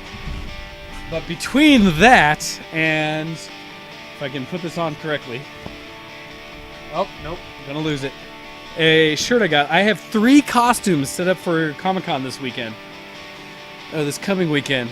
The main one I'm going to be is, hopefully, Weird Al from UHF is what I'm shooting for. Awesome. Because I figure if I can let my hair kind of short and perm properly, I have the right glasses, I just have to shave so I have just the mustache, and then I can be like, hey. And so I have to watch that movie and try to get some words down. But I have the Hawaiian shirt, I have the glasses. That's going to be my lightweight Friday costume. Beyond that, on Saturday, I'm looking to do Shepherd book again, because Felicia Day, Nathan Fillion, and a few other people from the whole Joss Whedon universe are going to be here. We're actually going to have a massive Buffy the Vampire Slayer kind of reunion show going on this weekend at DCC. If you can get pictures of F to the D, I'd be very happy. Oh, that's right. I forgot about your massive infatuation with Felicia Day. I don't know what you're talking about. I have friends who are going to be cosplaying as various pieces, because I could probably talk to Ginny and see if she could get most pictures of her, because she's going to do a femme version of Dr. Horrible, which is actually pretty damn sexy. I got to give Ginny credit. She's amazing. The camera is all I need. That'd be fine. I will likely find you pictures of Felicia Day with other people I know. I can do that. Kenneth. Maybe I can get her to say words for you. I might actually also spend money to get Felicia Day to say how much she would like things dirty with you. That could be appropriate. That'd be so worth it. I could get you to change your ringtone. I would get you to change your ringtone. That could be worth money. I might have to do that. I am totally going to embarrass Ken on the show. You watch. I am going to get Felicia Day to say things for you, Ken. I'm excited. Okay. Beyond that. On Sunday, I plan on doing... Wait, that was that. Matthew Patel from Scott Pilgrim vs. the World. And I was trying wanted to recruit some people to do the Demon Chicks, but I have yet to convince people in this room to do Demon Chicks for hipster Demon Chicks. Do Because it. they're not paying attention I to it. don't know what you're talking about. Do it. So I will do Matthew Patel because we're also at DCC this year due to a friend of mine, Allison Ridge, who's a cosplayer and working the cosplay event for Denver Comic Con, is trying to do a Guinness World Record attempt at the number of cosplayers all in one place. We are shooting for, I think it is 1,755 cosplayers all in one place, where we'll be at the Belco Theater. I think it's at 3 p.m. on Sunday to try to get us all in costumes. The key rule being you have to be a character that primarily started in print before becoming famous. And so the nice thing is Scott Pilgrim vs. the World absolutely counts as that it started in print in a manga fashion based on anime to being characters. So Matthew Patel being evil ex-boyfriend number 1 from the overall series is who I'm hoping to portray again. It's been many years. And so I'm looking forward to that. So those are the costumes I have coming up. I have a room set aside and should be a blast. I mean, it's convention life, it's summer, and that's what I enjoy doing. So looking forward to that. Beyond that, wow, we are almost out of time. I want to mention Overwatch. I've actually been playing games. Hopefully you've seen some streams. One of the things is El Campo has gotten some ownership of the Twitch stream to help me out, where if you've been watching VTW Gaming on Twitch, you will see aggregates of basically everybody else who's a friend of mine who does streaming. Everyone from Tom Bad Guy to people like my friend Nightmare Loki or Don, to all of the VTW members. You can almost always find something streaming on the VTW Gaming Twitch channel. By all means, jump in there, follow us, become a friend. We want to keep you entertained. So check those out. That's pretty much what I've got for Geek Cred. Ken, what would you like to do to follow up before we're almost done with the show? Geek Cred is... I've already done mine, sir. So I know. So, I mean, anything else that you want to... Because we're down to like 4 minutes before the end of the show. I can talk about whatever we need to. I have one other thing. I already talked about Sega Forever.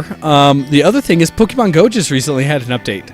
What? Oh, I've heard of this. They recently had an event as well, right? Yes, they've been doing several things. One of the big things, and it's not right on the page. I actually had Akko telling me about this because they've been playing. Unfortunately, on my little 4S nonsense piece of junk phone that I've had to go to since my 6 Plus is died and I can't keep it running, cannot run Pokemon Go. So I've talked about it just a little bit. I tried changing out the battery because it was dying. And recommendation, I will repeat it again to everybody. Don't open an Apple device on your own at Knowles & Ward.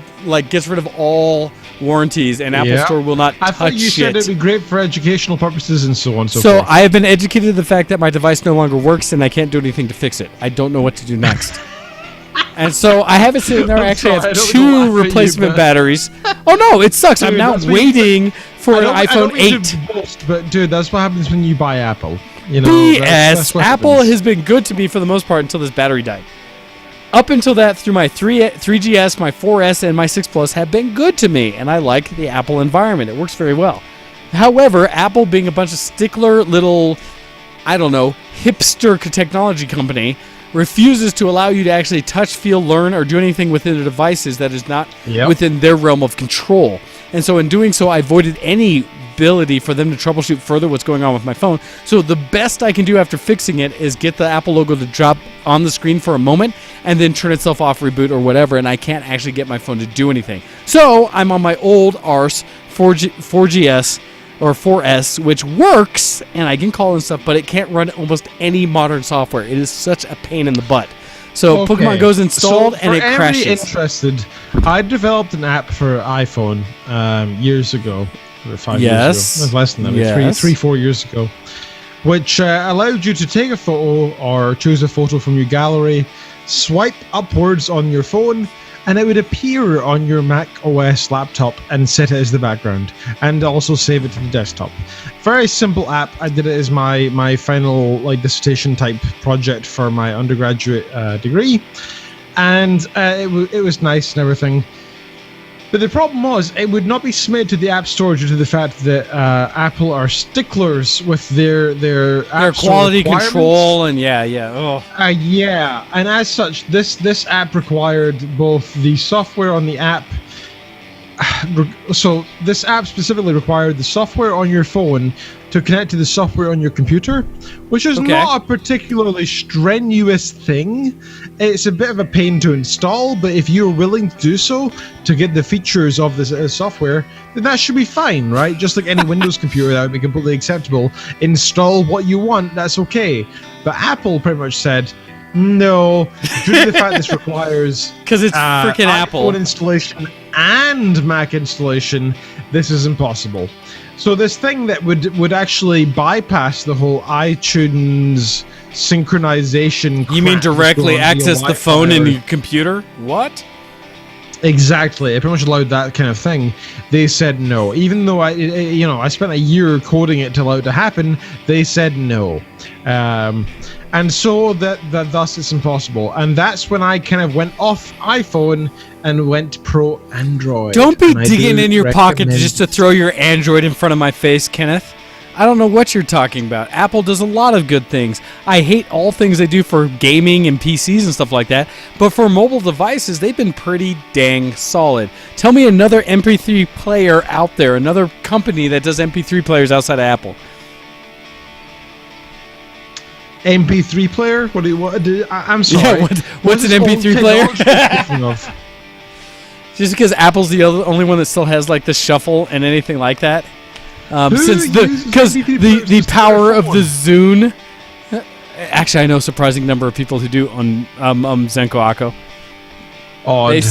They still have an MP3 player specifically dedicated versus phones that actually worked really good for our trip out to Akon.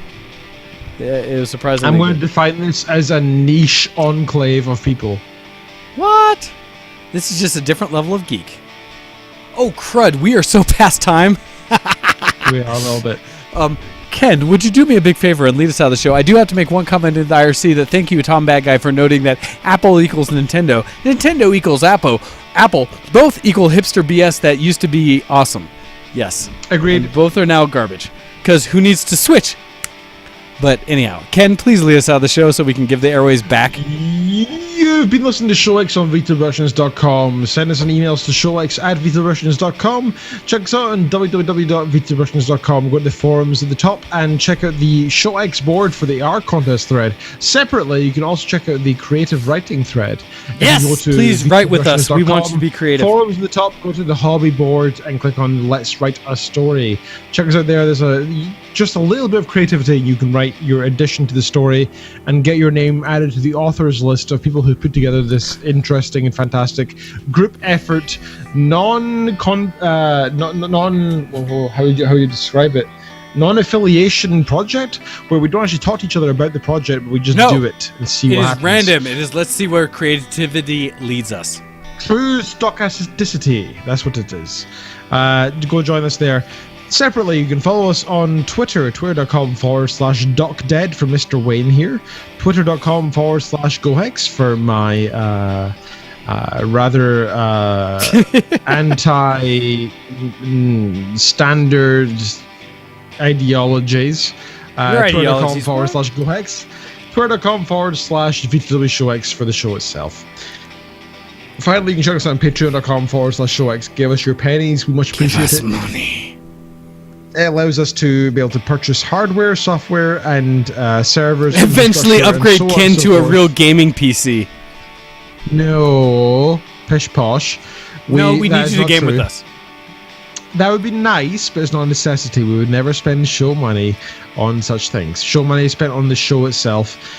We thoroughly enjoyed the show. We have a lot of fun. We love hanging out. We love hanging out with you guys as well. I'll try to install IRC at some point so I can actually do so, since I can't game anymore. So please do donate $1 a month is the minimum requirement, and or more. Awesome if you did that. Lots. If you give us $1,000 a month, just imagine what we could do. If you're really rich, say you're Bill Gates, and Bill Gates wants to donate $1 million a month. Dude, we'd take it. I would figure out. I would talk to Akko, and I would say, like, tell me how to do this tax free or appropriately so we can take $1 million a month. Bill Gates, send us money. Check us out on patreon.com/ShowX. We appreciate your pennies. $1 a month is not very much. It's the third of the price of a coffee from Costa. So, check us out. Other than that, you've been listening to Show X on VitaVersions.com. Thank you for listening, and we will see you next week. Also, FYI, I know we didn't do anything particularly crazy for our 300th show last week. No, I was morose and terrible because I talked about dead people, so sorry about that. So instead, if you wish to actually celebrate with us and drink with us and have fun, maybe we'll have some call-ins, we'll see what happens. We're going to be doing Show Pie instead of Show X. That's 3.14. Yes, all the pie and ice cream. Our 314th show. You know how nuts that is, sir? We do 2 hours per show. I know. That is 620. That's 628 hours of show that we've done so far. If we just count what we've done per episode, we are minus redonkulous. the Christmas specials and the 24-hour specials. And so on we and so should forth. do another all-night thing. We should figure out a date to do like a rantathon. We haven't done a rantathon forever. We should get Octail on. We should get some other guests and so that we can occasionally get an hour nap. But yes, we should. Okay, I agree. So we're gonna call it this week because I'm drunk and inappropriate, as is being talked about in the show by my brother Earth, saying "Creepy Wayne" to the end of the show. Anyhow, you've been listening to Show X on VTWProductions.com. I very much appreciate you guys listening in and joining us, as I've just been silly this week. Certainly. I said, screw it, it's fun. Thank you, Ken, for joining us, as always, for the discussion and randomness. I don't even remember what we talked about. That's how good I feel. But we will catch you again next week. I may or may not be on the air. Ken may have to do solo because it's going to be Denver Comic Con, so just a heads up. I can't do solo. There's either a show next week if Wayne hosts it or no show. But you have a new Steam account. Come on, we can figure this out.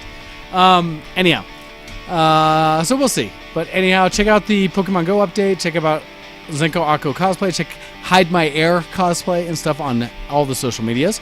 Because there's people lingering in the background. Check out all the stuff we do on the network. But we're going to get out of here because I should not talk anymore. Have a good week, everybody. We will catch you again next time. Bye.